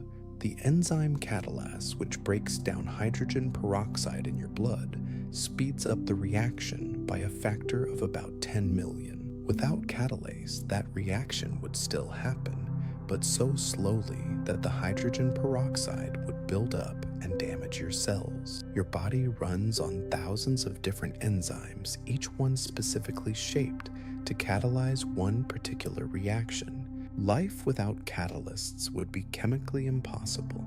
Now here's something that surprises people. Not all reactions go to completion. Many reactions reach a state called equilibrium, where the forward reaction and the reverse reaction are happening at exactly the same rate. Products are being formed from reactants at the same speed that products are converting back into reactants. Nothing appears to be happening on a macroscopic level, but at the molecular level, there's frantic activity in both directions. The ratio of products to reactants at equilibrium is described by the equilibrium constant K. A large K means the equilibrium favors products. Most of the stuff ends up as product. A small k means the equilibrium favors reactants. Not much product forms. And here's where it gets practical. Le Chatelier's principle says if you disturb an equilibrium, the system shifts to counteract the disturbance. Add more reactant, and the equilibrium shifts toward products consuming the extra reactant. Increase the temperature on an exothermic reaction, and it shifts backward. Increase the pressure on a reaction that produces fewer gas molecules, and it shifts forward. The single most important industrial application of this principle is the Haber process. Fritz Haber figured out in 1909 how to combine nitrogen from the air with hydrogen to make ammonia. Ammonia is the starting material for synthetic fertilizer, and synthetic fertilizer is what feeds roughly half the world's population today. The Haber process uses high pressure and a catalyst and carefully controlled temperature, all chosen based on Le Chatelier's principle to push the equilibrium toward ammonia production. But Haber's story has a dark chapter. During World War I, he directed the development of chlorine gas as a chemical weapon. The same mind that figured out how to feed billions also figured out how to poison thousands. His wife Clara Immerwahr, herself a chemist, was so horrified by his chemical weapons work that she took her own life in 1915. Chemistry in the hands of one man, giving life on an industrial scale and taking it on a battlefield. Same science, same principles, radically different applications. If you've ever tasted lemon juice or touched a bar of soap, you've experienced acids and bases. Lemon juice is acidic. Soap is basic. They feel different. They taste different. They behave differently in chemical reactions. And understanding why comes down to one tiny particle, the hydrogen ion. The simplest definition of an acid comes from Svante Arrhenius in the 1880s. An acid is any substance that releases hydrogen ions when dissolved in water. Hydrochloric acid, HCl, dissolves in water and releases H+ ions and chloride ions. A base is any substance that releases hydroxide ions, OH-. Sodium hydroxide, NaOH, dissolves and releases sodium ions and hydroxide ions. A broader definition came from Johannes Brønsted and Thomas Lowry independently in 1923. An acid is anything that donates a proton, which is just a hydrogen ion. A base is anything that accepts a proton. This definition is more flexible because it works in situations beyond just water solutions. The pH scale measures how acidic or basic a solution is. It runs from 0 to 14. 7 is neutral, pure water. Below 7 is acidic. Above 7 is basic. And here's the thing most people don't realize about pH. It's logarithmic. Each unit represents a factor of 10. A solution at pH 3 is 10 times more acidic than one at pH 4. 100 times more acidic than pH 5, 1,000 times more acidic than pH 6. This means small changes in pH represent big changes in chemistry. Your stomach operates at a pH of about 1.5 to 2. That's extremely acidic, concentrated enough to dissolve metal. Your stomach lining has a protective mucus layer that keeps the acid from digesting you. When that layer breaks down, you get an ulcer. Lemon juice is about pH 2. Coffee is around pH 5. Blood is 7.4, slightly basic, and your body works extremely hard to keep it there. Even a small shift in blood pH can be fatal. A drop to 7.0 or a rise to 7.8, and your enzymes stop functioning properly. Proteins unfold. Chemical reactions that keep you alive start failing.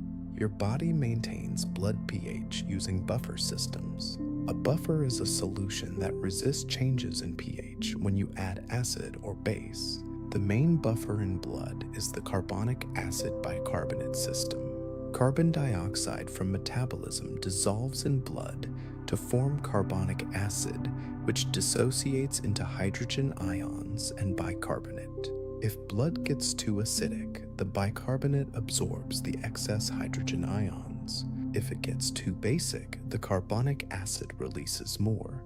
The system is constantly adjusting, keeping pH locked at 7.4. And here's a connection to something much bigger. The ocean is also buffered. It absorbs CO2 from the atmosphere, which forms carbonic acid, just like in blood. As we pump more CO2 into the atmosphere, the ocean absorbs more and its pH drops. Ocean acidification. Since the Industrial Revolution, the ocean's pH has dropped from about 8.2 to 8.1. That sounds tiny, but remember, the scale is logarithmic. That's a 30% increase in acidity. Coral reefs and shellfish build their structures from calcium carbonate, which dissolves in more acidic water. Chemistry connects your blood to the ocean, to the atmosphere, to the climate. One concept, one H plus ion, global consequences. Now we enter the biggest branch of chemistry by far, organic chemistry, the chemistry of carbon. And right away, you might wonder why one element out of 118 gets an entire branch of chemistry to itself. The answer is that carbon is the most versatile atom in the periodic table, and it's not even close. Carbon sits in the middle of the periodic table with 4 valence electrons. That means it can form 4 covalent bonds simultaneously. It bonds strongly to other carbon atoms, making chains that can be 2 atoms long or 2,000 atoms long. Those chains can branch. They can form rings. They can form rings with branches. They can form rings fused to other rings. Carbon also bonds readily to hydrogen, oxygen, nitrogen, sulfur, phosphorus, and halogens like chlorine and fluorine. Combine this bonding flexibility with the ability to make stable chains of essentially unlimited length, and you get an almost infinite variety of possible molecular structures. How infinite? About 10 million organic compounds have been identified and cataloged. Only about 100,000 inorganic compounds are known. Carbon compounds outnumber everything else combined by a factor of 100. And we're still discovering new ones. For a long time, people believed organic compounds could only come from living organisms. There was this idea called vitalism that said a special life force was needed to make organic molecules. You couldn't synthesize them in a laboratory. Then in 1828, a German chemist named Friedrich Wöhler heated ammonium cyanate, an inorganic salt, and produced urea. Urea is an organic compound. It's a component of urine. Your body makes it. And Wöhler had just made it from something that had never been alive. No life force needed, just chemistry. Wöhler reportedly wrote to his mentor saying, "I can make urea without needing a kidney." Vitalism didn't die overnight, but that experiment was the beginning of the end. Organic chemistry eventually came to mean the chemistry of carbon compounds regardless of whether they come from living things or a laboratory.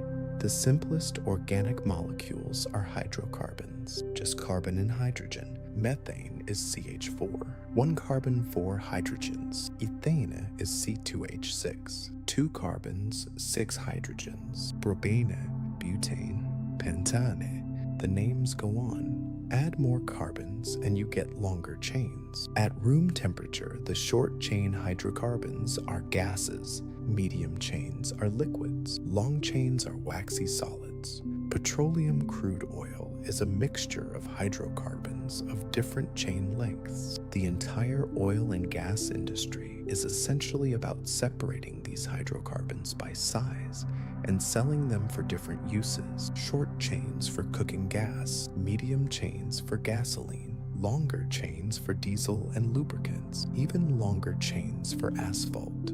But hydrocarbons are just the starting point. The real diversity in organic chemistry comes from functional groups. These are specific clusters of atoms attached to a carbon backbone that give the molecule characteristic chemical behavior. Swap out one hydrogen on a hydrocarbon for a hydroxyl group OH, and you get an alcohol, methanol, ethanol. The ethanol in your drink is just a 2-carbon chain with an OH group. Add a carboxyl group COOH, and you get a carboxylic acid. Acetic acid, the thing that makes vinegar sour, is a 2-carbon chain with a COOH. Add an amino group NH2 and you get an amine. Amino acids, the building blocks of proteins, have both an amino group and a carboxyl group on the same molecule. Each functional group brings its own chemistry. Alcohols behave differently from acids. Acids behave differently from amines, but all alcohols share certain behaviors with each other. All carboxylic acids share certain behaviors. The functional group is what determines the personality of the molecule. The carbon backbone is the skeleton. The functional groups are what give it character.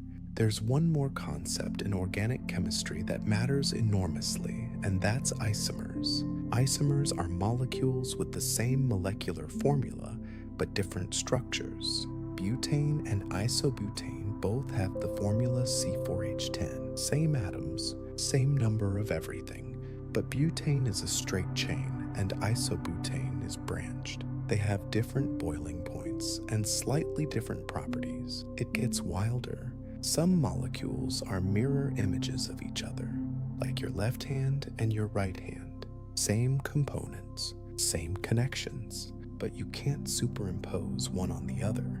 These are called enantiomers, and they're incredibly important in biology and medicine because your body is built from molecules that are all one-handedness. Enzymes are shaped to interact with one specific mirror form.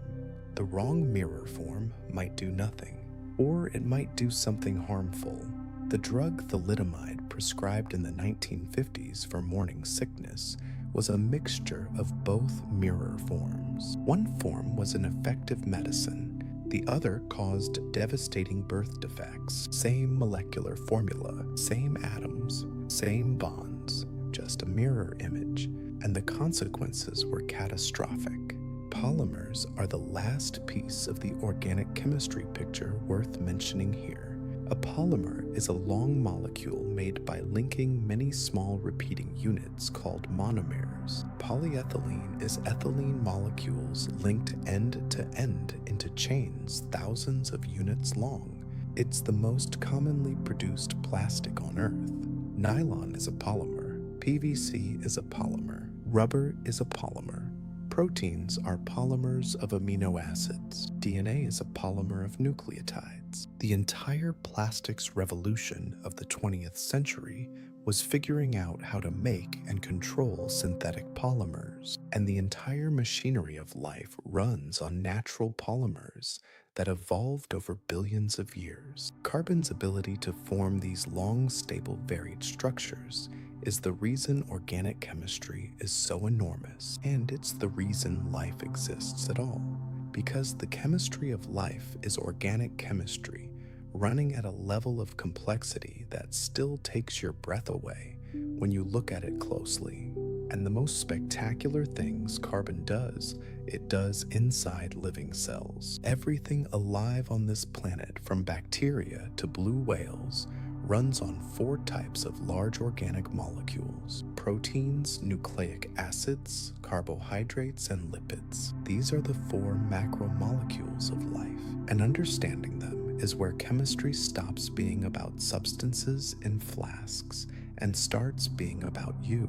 Proteins are the workhorses. They're long chains of smaller molecules called amino acids, linked together by covalent bonds called peptide bonds. There are 20 standard amino acids used by life on Earth. Different sequences of these 20 building blocks fold into different 3-dimensional shapes, and the shape of a protein determines what it does. Hemoglobin is shaped to grab oxygen molecules in your lungs and release them in your tissues. Antibodies are shaped to lock onto specific invaders like bacteria and viruses. Collagen is shaped into long fibers that give your skin and tendons their strength. Enzymes are shaped to grab specific molecules and speed up specific reactions.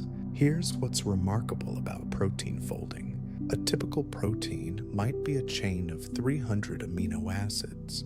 The number of possible ways that chain could fold is astronomically large, and yet in your body, that chain folds into exactly the right shape in milliseconds. How proteins find their correct shape so quickly was one of the biggest unsolved problems in biochemistry for decades. It was called Levinthal's paradox. If a protein tried every possible configuration, it would take longer than the age of the universe to find the right one. But it doesn't try every configuration. The physics and chemistry of the amino acid interactions guide the folding process like a ball rolling downhill into a valley.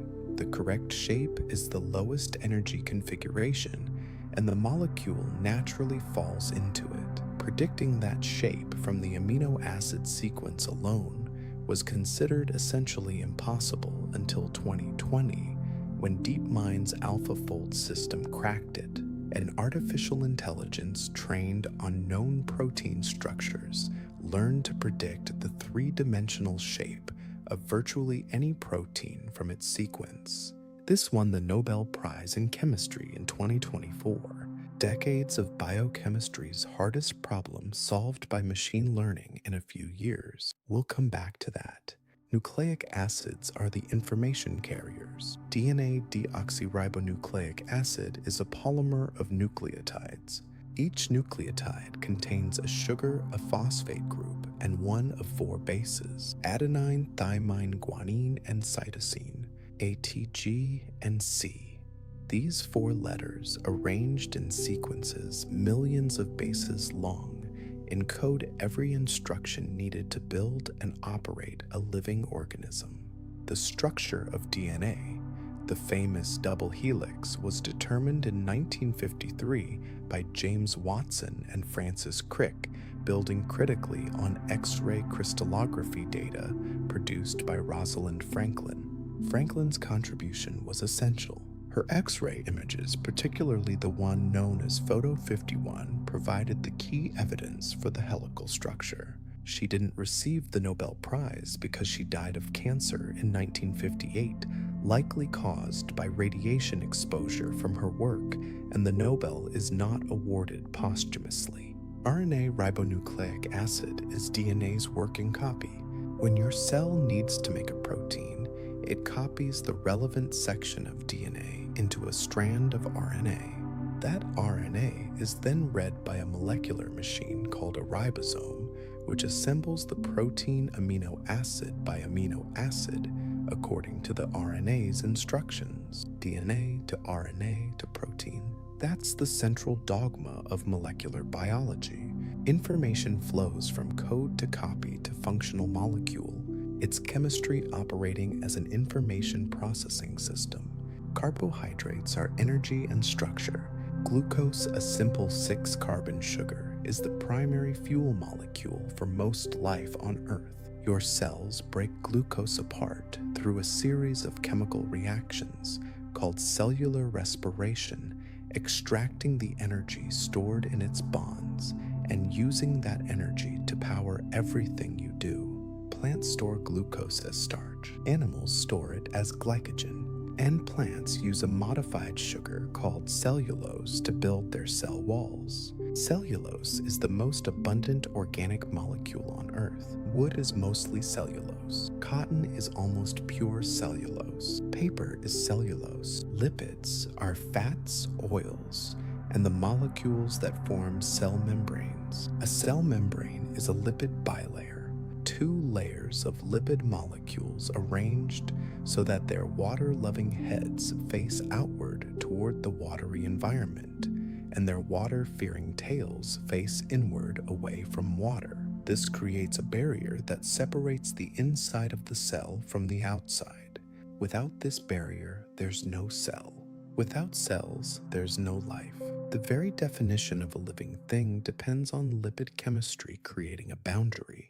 Here's what's stunning when you step back and look at all four macromolecules together. You are chemistry. Every thought you're having right now is a cascade of chemical reactions between neurotransmitters in your brain. Every breath is a gas exchange driven by hemoglobin chemistry. Every movement is ATP molecules releasing energy in your muscle fibers. Every memory you form is a change in the chemical connections between your neurons. Life isn't something that happens on top of chemistry. Life is chemistry, running at a level of organization and complexity that took nearly 4 billion years of evolution to produce. Everything we've talked about so far involves the outer part of the atom, the electrons. Chemical bonding is electrons. Reactions are electrons rearranging. Acids and bases are about hydrogen ions, which are really just protons that have lost their electron. All of chemistry, as we've covered it, is the story of what electrons do.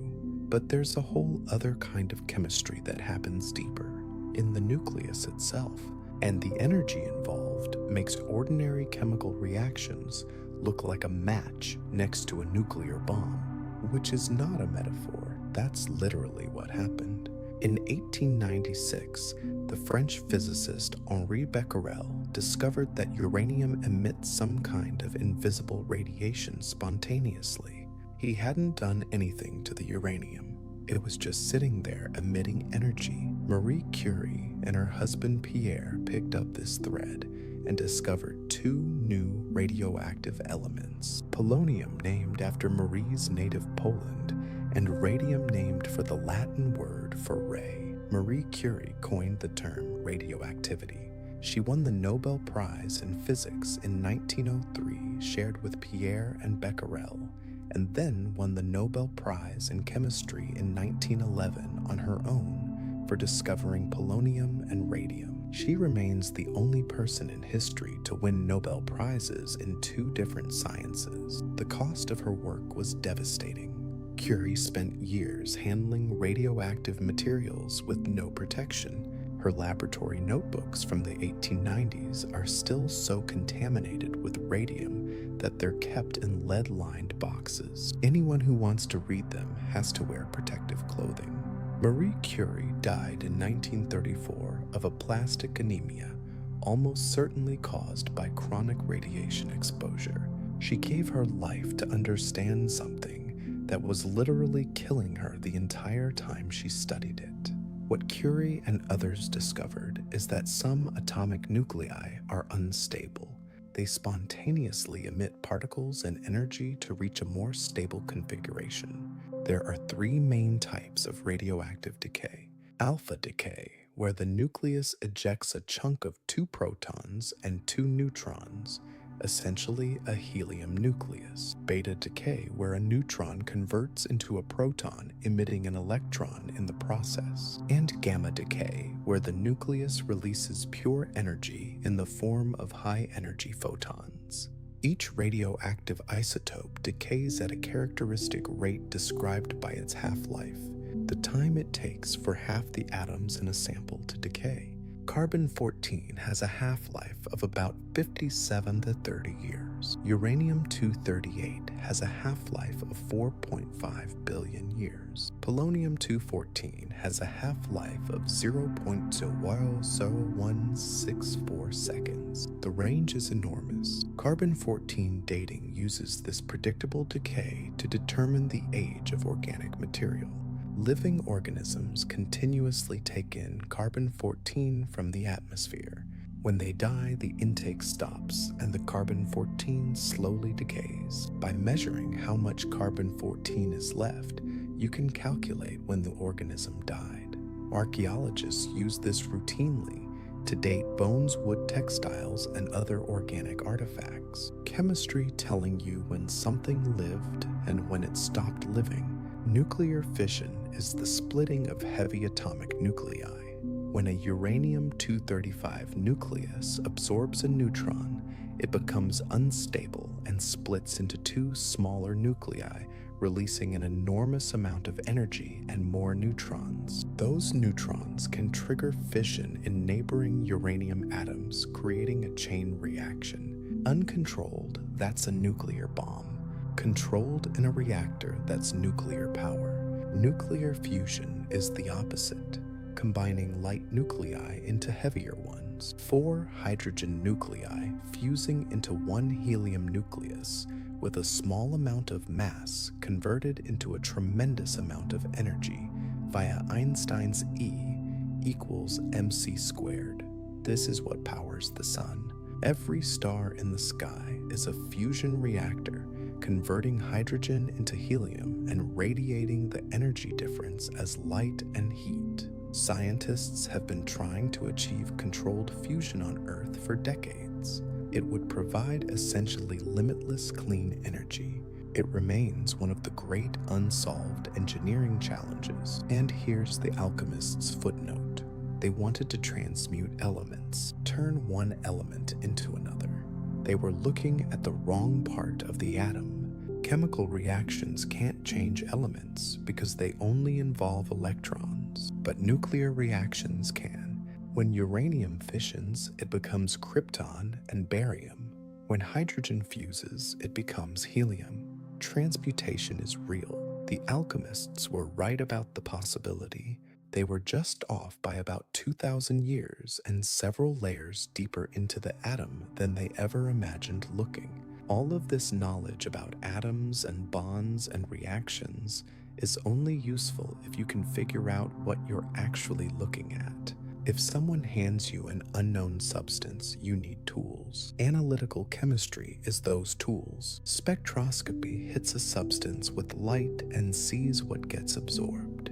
Different molecules absorb different wavelengths, creating a fingerprint unique to that substance. Nuclear magnetic resonance, or NMR, exploits the fact that atomic nuclei in magnetic fields absorb radio waves at frequencies that depend on their chemical environment. It tells you not just what atoms are present, but how they're connected. If that acronym sounds familiar, it should.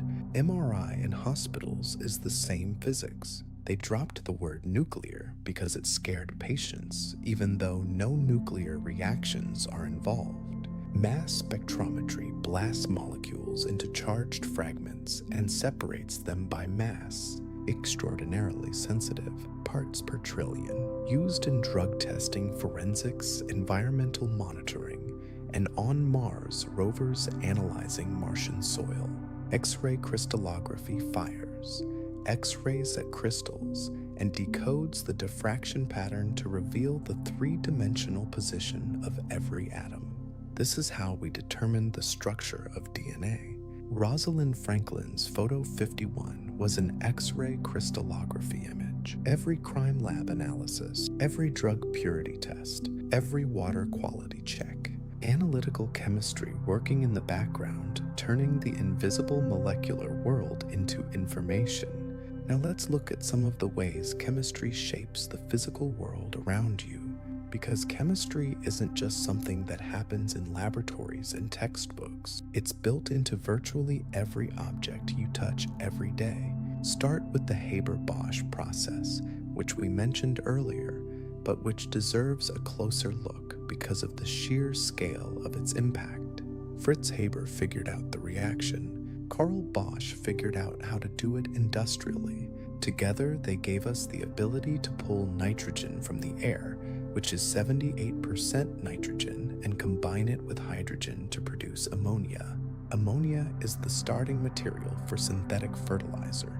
Before Haber-Bosch, the amount of food the world could grow was limited by the amount of naturally available nitrogen. After Haber-Bosch, that limit was essentially removed. Today, roughly half the nitrogen atoms in your body pass through an industrial ammonia plant at some point. Half the protein in your muscles, half the DNA in your cells contains nitrogen that was fixed from the atmosphere by a chemical process invented in 1909. It's not an exaggeration to say that the Haber-Bosch process is the single most important chemical invention in history, measured by the number of human lives it sustains. Petroleum refining is another industrial process built entirely on chemistry. Crude oil comes out of the ground as a dark, messy mixture of thousands of different hydrocarbon molecules of different chain lengths. Fractional distillation separates them by boiling point. Short-chain hydrocarbons boil at low temperatures and come off the top of the distillation column. Those become propane and butane for cooking gas. Medium chains become gasoline and jet fuel. Longer chains become diesel and heating oil. Even longer chains become lubricating oils and waxes. The heaviest residue becomes asphalt for roads. One barrel of crude oil turned into dozens of useful products purely by exploiting the fact that different molecules boil at different temperatures. But petroleum isn't just fuel. It's the raw material for the entire petrochemical industry. Plastics, synthetic fibers, pharmaceuticals, detergents, paints, adhesives. The chemicals derived from petroleum feedstocks are in almost every manufactured product you own. And that brings us to plastics. The first fully synthetic plastic was Bakelite, invented by Leo Baekeland in 1907. It was hard, heat-resistant, and electrically insulating. It was used for everything from telephone housings to electrical plugs. Then came nylon in 1935, developed by Wallace Carothers at DuPont. Nylon was the first synthetic fiber, and it was revolutionary. Stronger than silk, cheaper than silk, and you could make it in a factory without any silkworms. During World War II, nylon was diverted almost entirely to making parachutes and ropes. After the war, nylon stockings hit the consumer market, and the demand was so intense that there were literal riots at department stores. Polyethylene, the simplest and most widely produced plastic, was actually discovered by accident twice. Once in 1898 and again in 1933. It's cheap, flexible, and chemically resistant. Plastic bags, water bottles, food packaging. Polyethylene is everywhere. The plastics revolution transformed daily life. Materials that are light, durable, waterproof, and incredibly cheap to produce. But there's an obvious problem. Most plastics don't biodegrade. A polyethylene bag in a landfill will still be a polyethylene bag in 500 years. Plastic waste is accumulating in oceans and soil in the food chain. Microplastics, tiny fragments of degraded plastic, have been found in human blood, in breast milk, in the deepest ocean trenches. The same chemical stability that makes plastics so useful makes them an environmental nightmare. Chemistry created the problem. Chemistry will need to solve it. Semiconductors are where chemistry meets electronics. A semiconductor is a material whose electrical conductivity falls between that of a conductor like copper and an insulator like glass. Silicon, the most important semiconductor, is the second most abundant element in Earth's crust. Pure silicon is not very useful, But if you introduce tiny, carefully controlled amounts of other elements, like phosphorus or boron, a process called doping, you change the electrical properties dramatically. This is the chemistry underlying every computer chip, every smartphone, every digital device on the planet. The entire digital age is built on silicon chemistry. Battery chemistry is another field with enormous current relevance. The lithium-ion battery, developed by John Goodenough Stanley Whittingham and Akira Yoshino, won the Nobel Prize in Chemistry in 2019. These batteries are rechargeable, lightweight, and energy dense. They power your phone, your laptop, electric vehicles, and increasingly the electrical grid itself through large-scale energy storage. The chemistry is elegant. Lithium ions move from one electrode to the other during discharge, releasing electrons that flow through an external circuit as electricity. During charging, the process reverses back and forth, charge and discharge. Redox chemistry harnessed in a package you can hold in your hand. Look around the room you're in right now. The paint on the walls is a chemical formulation of pigments, binders, and solvents. The glass in the windows is silicon dioxide melted and cooled into an amorphous solid. The screen you're watching this on is layers of liquid crystals, polarizers, and semiconductors. The fabric of your clothes is either natural polymers like cotton and wool, or synthetic polymers like polyester and nylon. Every manufactured object in your field of vision is a product of chemistry applied at industrial scale. But chemistry doesn't just build the world around us, it also threatens it when we're not careful. And some of the most important stories in environmental science are fundamentally chemistry stories. Start with the ozone layer. Ozone is O3, 3 oxygen atoms bonded together. In the stratosphere, about 15 to 35 kilometers above the surface, a thin layer of ozone absorbs most of the sun's ultraviolet radiation. Without it, UV radiation would reach the surface at levels that would cause widespread skin cancer, cataracts, and damage to ecosystems. In the 1970s, scientists started noticing that the ozone layer was thinning. The cause turned out to be chlorofluorocarbons, or CFCs. These were synthetic chemicals used in refrigerators, air conditioners, and aerosol spray cans. They were stable, non-toxic, and seemed completely harmless. But when CFCs drifted up to the stratosphere, ultraviolet light broke them apart, releasing chlorine atoms. A single chlorine atom can destroy thousands of ozone molecules through a catalytic chain reaction. One chlorine atom breaks one ozone molecule, which releases the chlorine to go break another and another and another. In 1987, the Montreal Protocol was signed. Nations around the world agreed to phase out CFC production. It worked. CFC levels in the atmosphere peaked and started declining. The ozone layer is slowly recovering. It's expected to return to 1980 levels by roughly the middle of this century.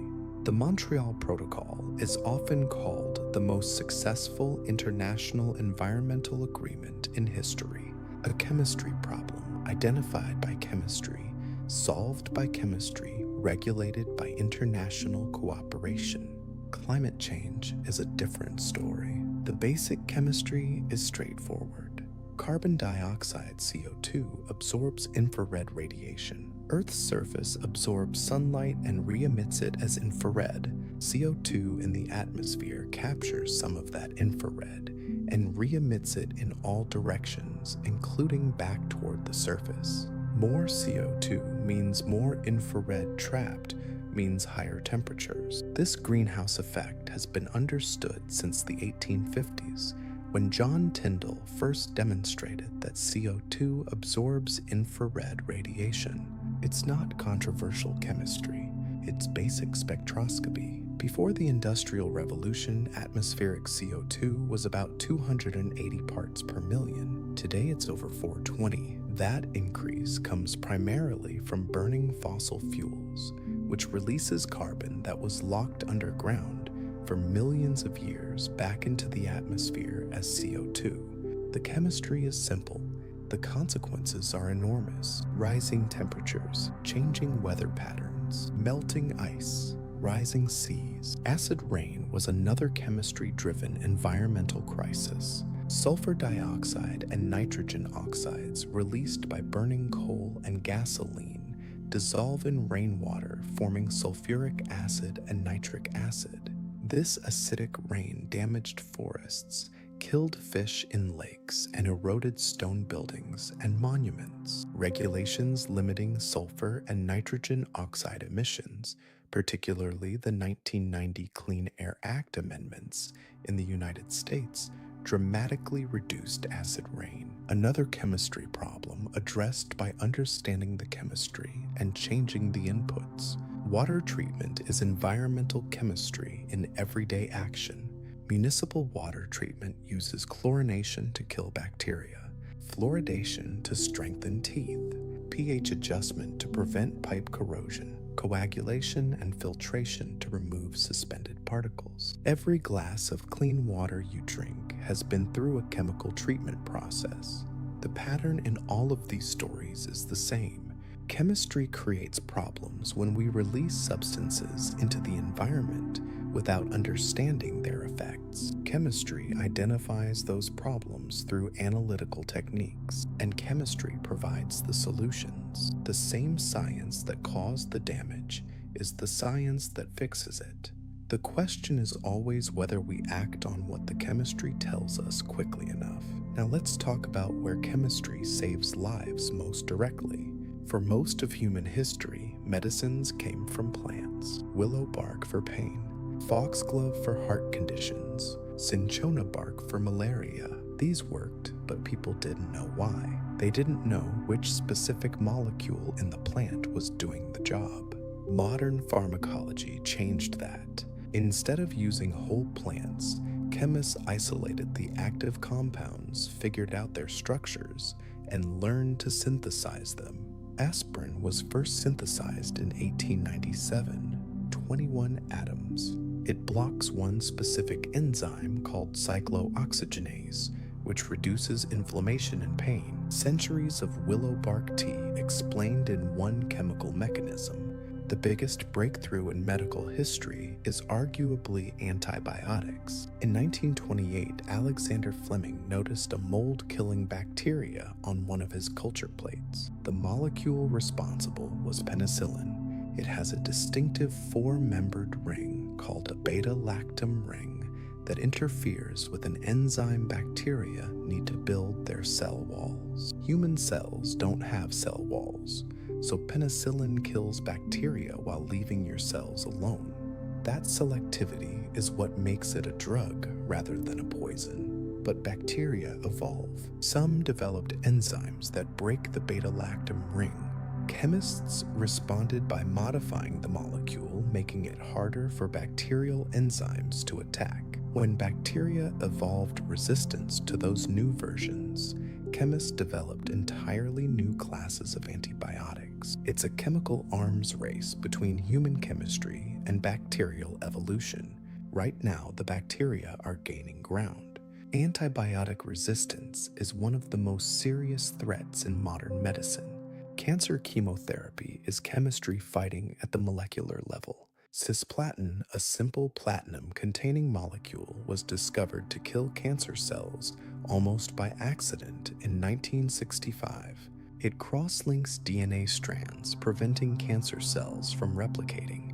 Modern treatments increasingly use targeted therapies designed to attack specific features of cancer cells while sparing normal ones. That precision depends entirely on understanding cancer's chemistry. The COVID-19 mRNA vaccines were products of decades of chemistry research. The mRNA molecule encoding instructions for a viral protein, the lipid nanoparticle delivering it into cells. 4 different lipid molecules assembled into a tiny sphere, protecting fragile mRNA from degradation. Without the lipid chemistry, the mRNA would be destroyed before doing anything. Years of research converging in months to change the course of a pandemic. CRISPR gene editing is the newest frontier. A molecular scissors called Cas9, guided by RNA, cuts DNA at any specified location. You can disable genes, insert new ones, correct mutations causing genetic diseases. Chemistry meeting biology at the most fundamental level, editing the code of life itself. And now, chemistry is entering a new era where artificial intelligence is changing how we discover molecules, design materials, and understand biological systems. Traditional drug discovery works like this. Synthesize a molecule, test it, doesn't work. Synthesize another, test it, repeat for a decade, spend $1 billion, maybe get a drug to market. The failure rate is over 90%. Machine learning is compressing that timeline dramatically. Models trained on known data learn patterns in molecular structure that predict properties like binding affinity, solubility, and toxicity.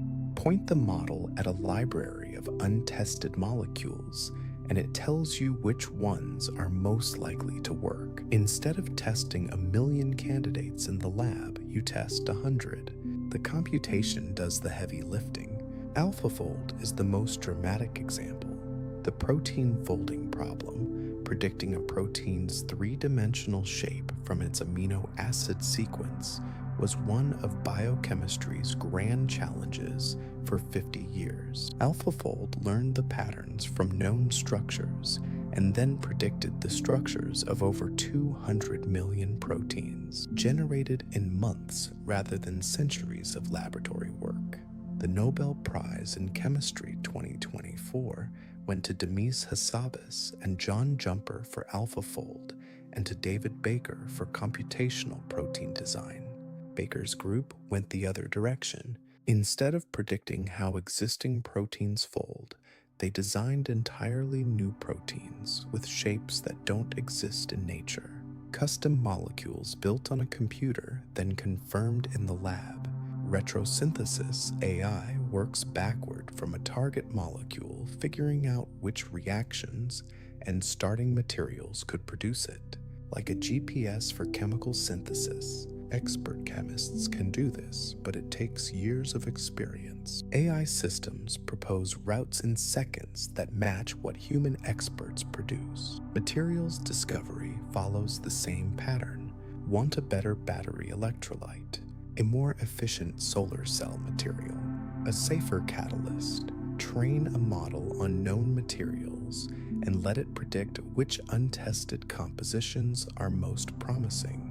Candidates identified in weeks that would have taken decades experimentally. AI isn't replacing chemists. It's giving them something they've never had: the ability to explore chemical space computationally at a scale physically impossible in any laboratory. The chemistry underneath is exactly what Lavoisier and Dalton and Mendeleev were figuring out centuries ago, just applied faster and at a scale they never could have imagined. So where is chemistry headed? Green chemistry is the most important shift happening in the field right now. For most of industrial history, the goal was make the product as cheaply as possible. What happens to the waste was someone else's problem. Green chemistry says design the process so the waste doesn't exist in the first place. Prevent pollution at the source rather than cleaning it up afterward. Use catalysts to reduce waste. Replace toxic solvents with safer alternatives. Use renewable feedstocks instead of petroleum. It sounds obvious, but it requires rethinking processes that have been running the same way for decades. Carbon capture and utilization goes further, not just capturing CO2, but converting it into useful products. Methanol for fuel, polymers for plastics, building materials. If the conversion becomes energy efficient and economical, you transform a waste product into a raw material. A carbon-negative economy is chemically possible. The engineering and economics are the hard parts. Synthetic biology is where chemistry merges with engineering. design DNA sequences on a computer, order synthetic DNA from a supplier, insert it into a living cell. The cell reads the DNA and produces whatever molecule the sequence encodes. Engineered bacteria producing insulin, engineered yeast producing anti-malarial drugs, engineered microorganisms eating plastic waste. You're programming cells the way you'd program a computer, but the language is chemistry. Nanotechnology operates at 1 to 100 nanometers. At this scale, material properties change in unexpected ways. Gold nanoparticles aren't gold-colored. Melting points shift. Chemical reactivity increases dramatically. Nanoparticles designed for targeted drug delivery carry cancer drugs specifically to tumor tissue. Less toxicity, fewer side effects. Quantum computing could revolutionize chemistry by simulating molecular behavior with perfect accuracy. Classical computers can't handle the quantum complexity of even moderately sized molecules. Quantum computers operating on quantum mechanical principles could simulate these systems naturally. If they become practical, the impact on drug discovery and material science would be enormous. And the deepest unsolved question: how did life begin? We know life is chemistry. We know the relevant molecules form under early Earth conditions. Stanley Miller showed in 1953 that amino acids form spontaneously when you simulate those conditions. But there's an enormous gap between amino acids in a puddle and a self-replicating cell. The RNA world hypothesis suggests RNA came first, serving as both information carrier and catalyst. But the details remain murky. Chemists worldwide are trying to recreate in a laboratory the steps that led to life.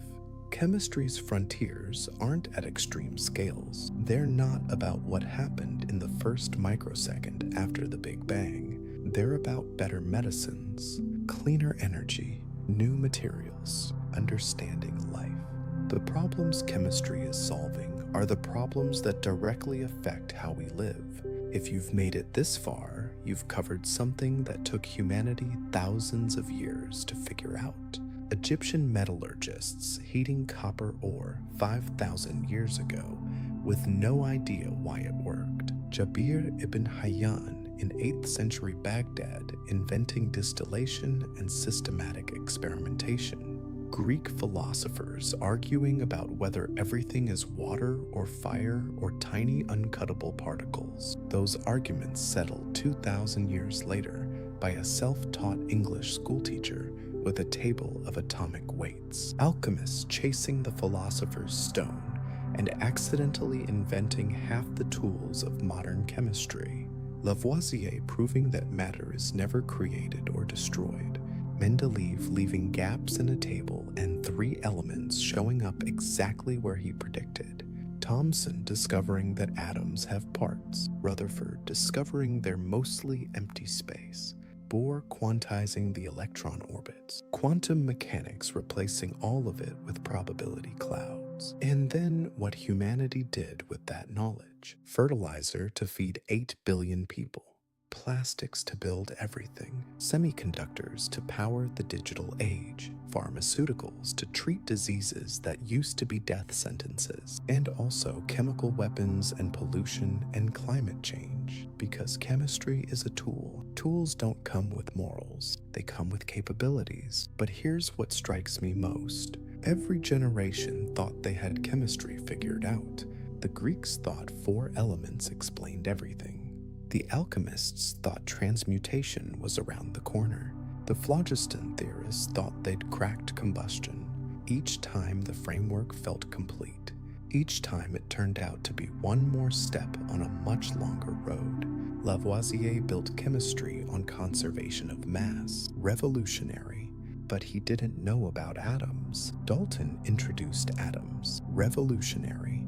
But he thought they were solid, indivisible spheres. Thomson found electrons inside them. Rutherford found a nucleus. Bohr quantized the orbits. Quantum mechanics replaced the orbits with probability distributions.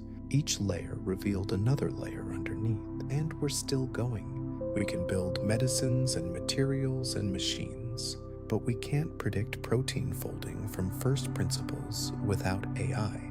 We can't simulate complex reactions with perfect accuracy. We don't know how life began. There are things we know we don't know, and certainly things we don't know we don't know. The thread connecting all of it is a single question. The same question that alchemist in Alexandria was chasing 2,000 years ago.